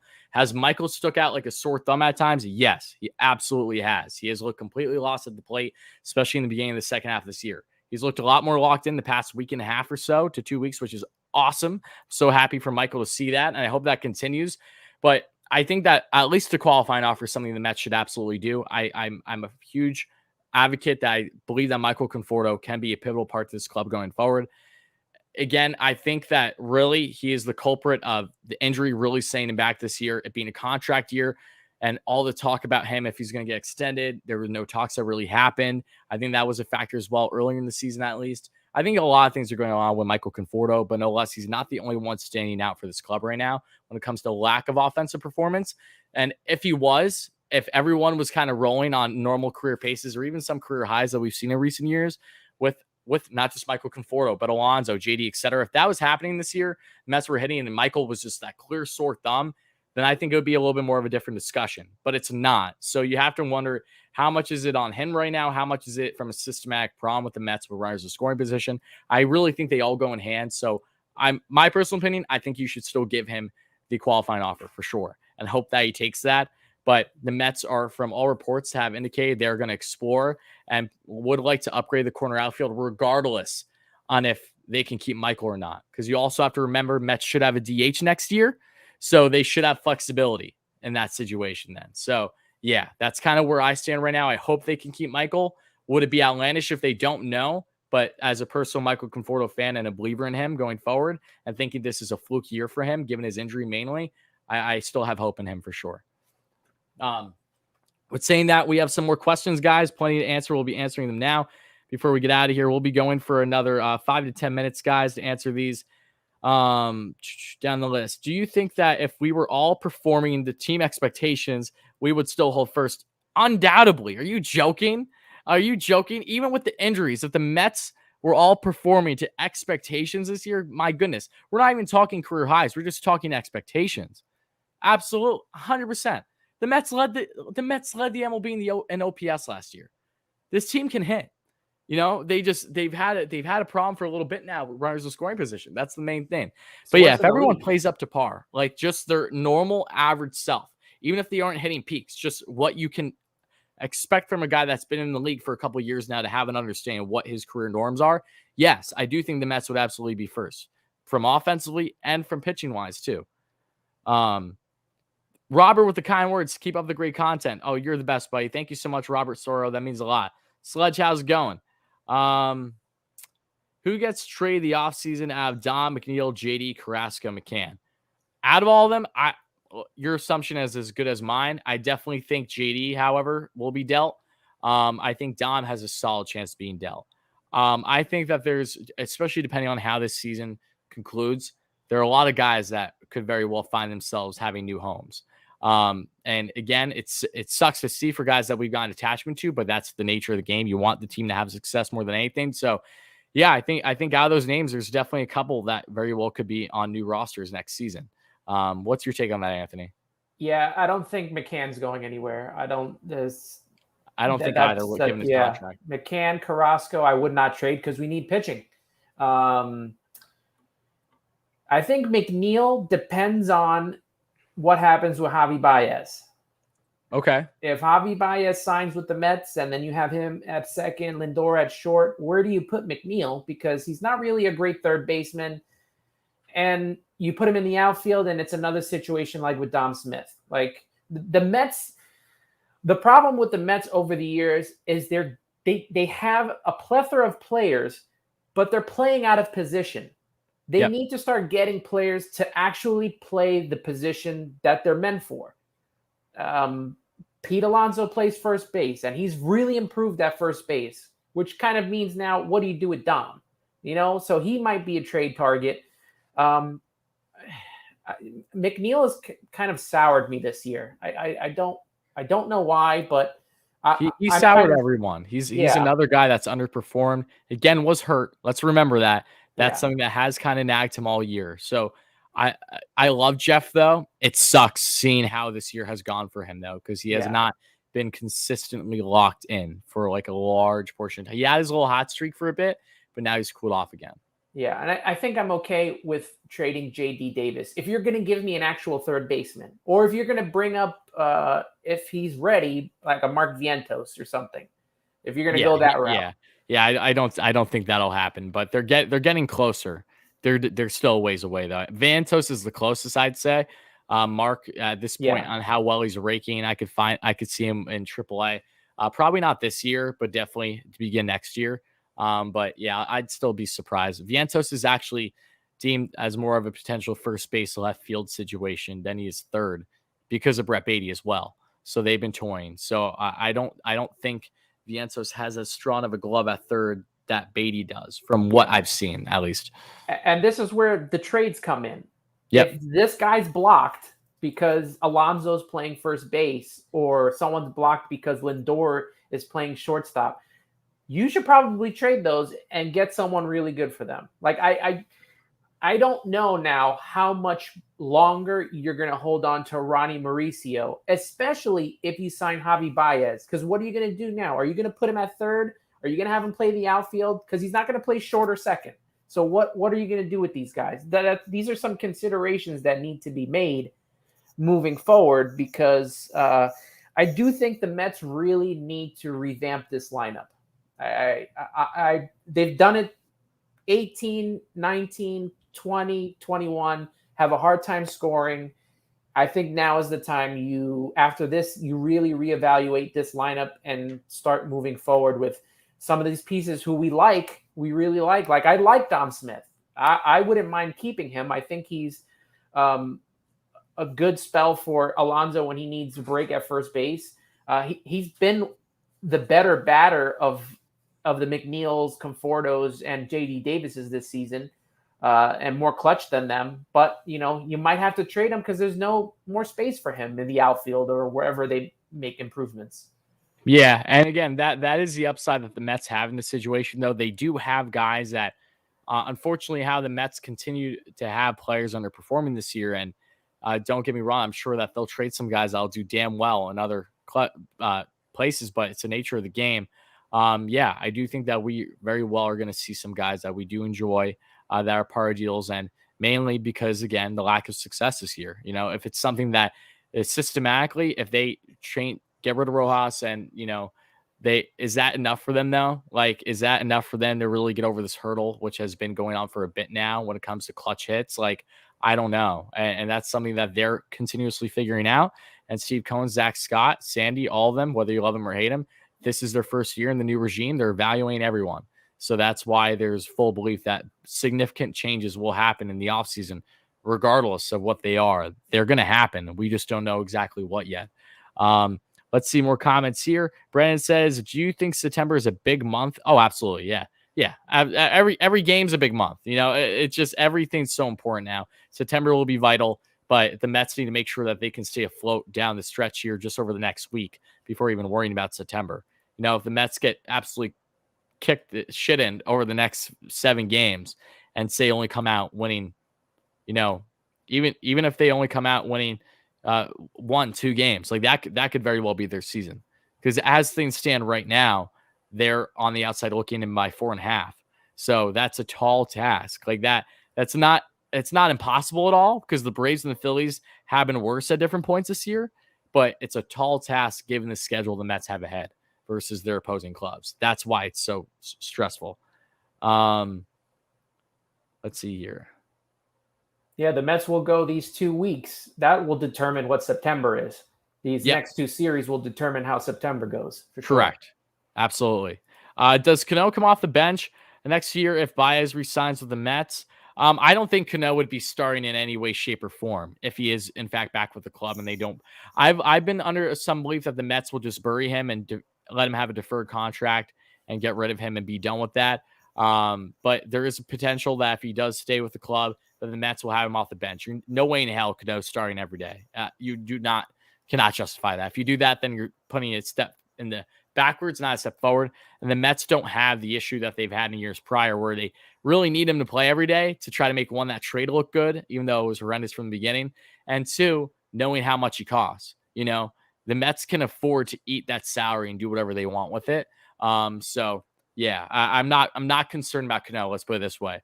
Regardless of what his future holds with the Mets, I don't think it's anything that us Mets fans should be concerned about. Yeah, DH or he's gone for me. Yeah, and do you want to waste your DH on Cano? Is he going to have that pop in his swing? I don't know. Like, I really don't know. Especially when he actually picked it up and was playing well, he got caught for PEDs again. So yeah, that's another problem. It's not looking good for Cano. Here, guys, we'll take 3 more questions and then we're going to get out of here today. Again, I want to thank everyone so much that's been chiming in the stream this entire time. I apologize if we didn't get to your questions. I assure you we will get to them another time, either just myself or if Anthony's with me again at some point, or of course, potentially tonight when I'll be live again for the Mets game. Let's see here.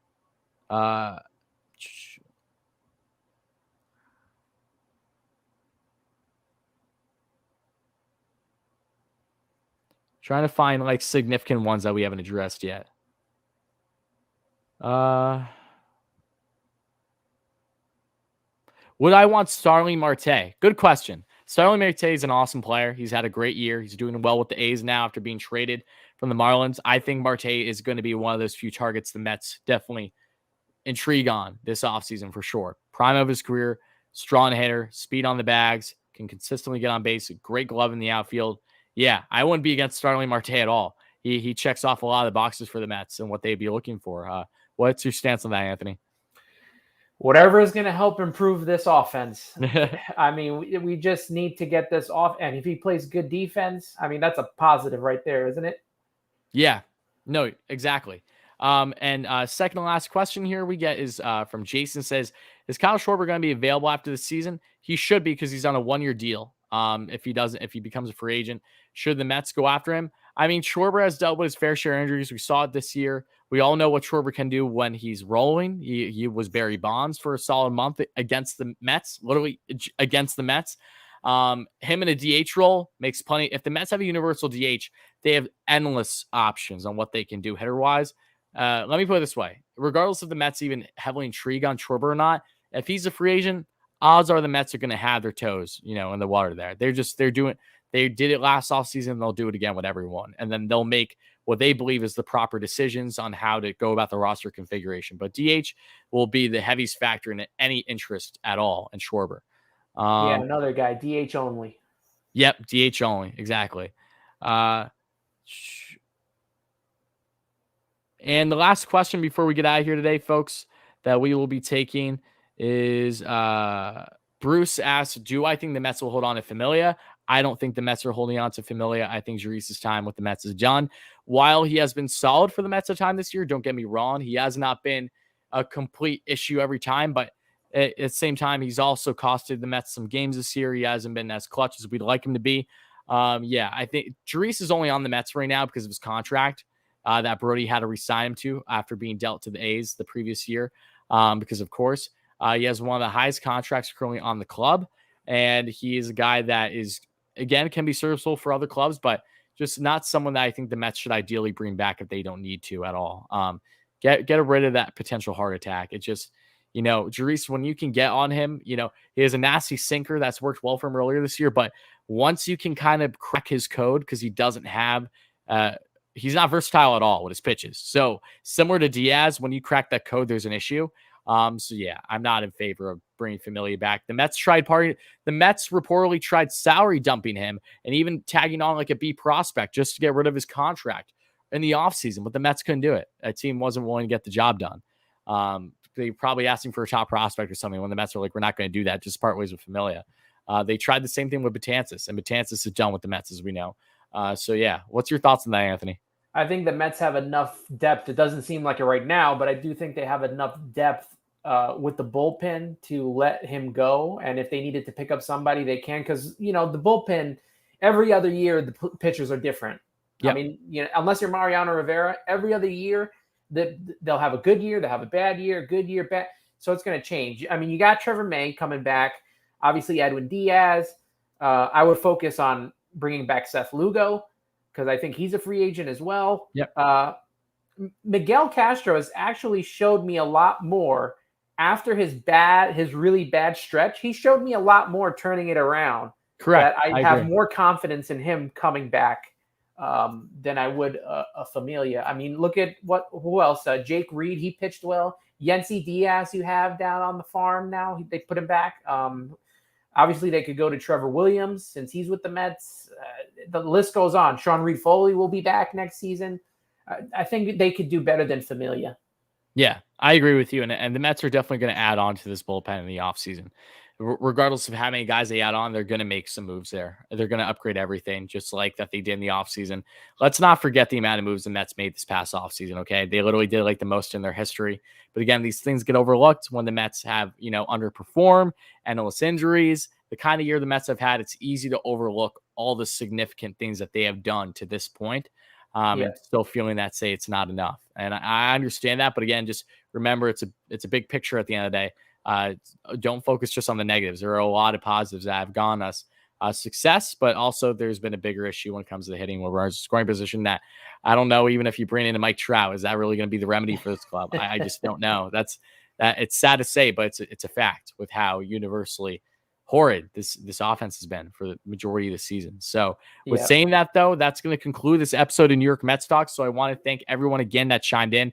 Really, really appreciate you guys, whether you're watching live now through the live stream or if you're checking this on replay. Please make sure to drop us a like and a subscription if you enjoy the channel. Want more consistent Mets content like this, we got endless live streams going on. We want to give a huge shout out to my good friend here, Anthony, at Subway to Shea Podcast, for coming in for a last-minute replacement, coming in clutch and doing a fantastic job to Sam's surprises. And of course, Had to warm up. I'm not surprised. Had to warm up a little bit.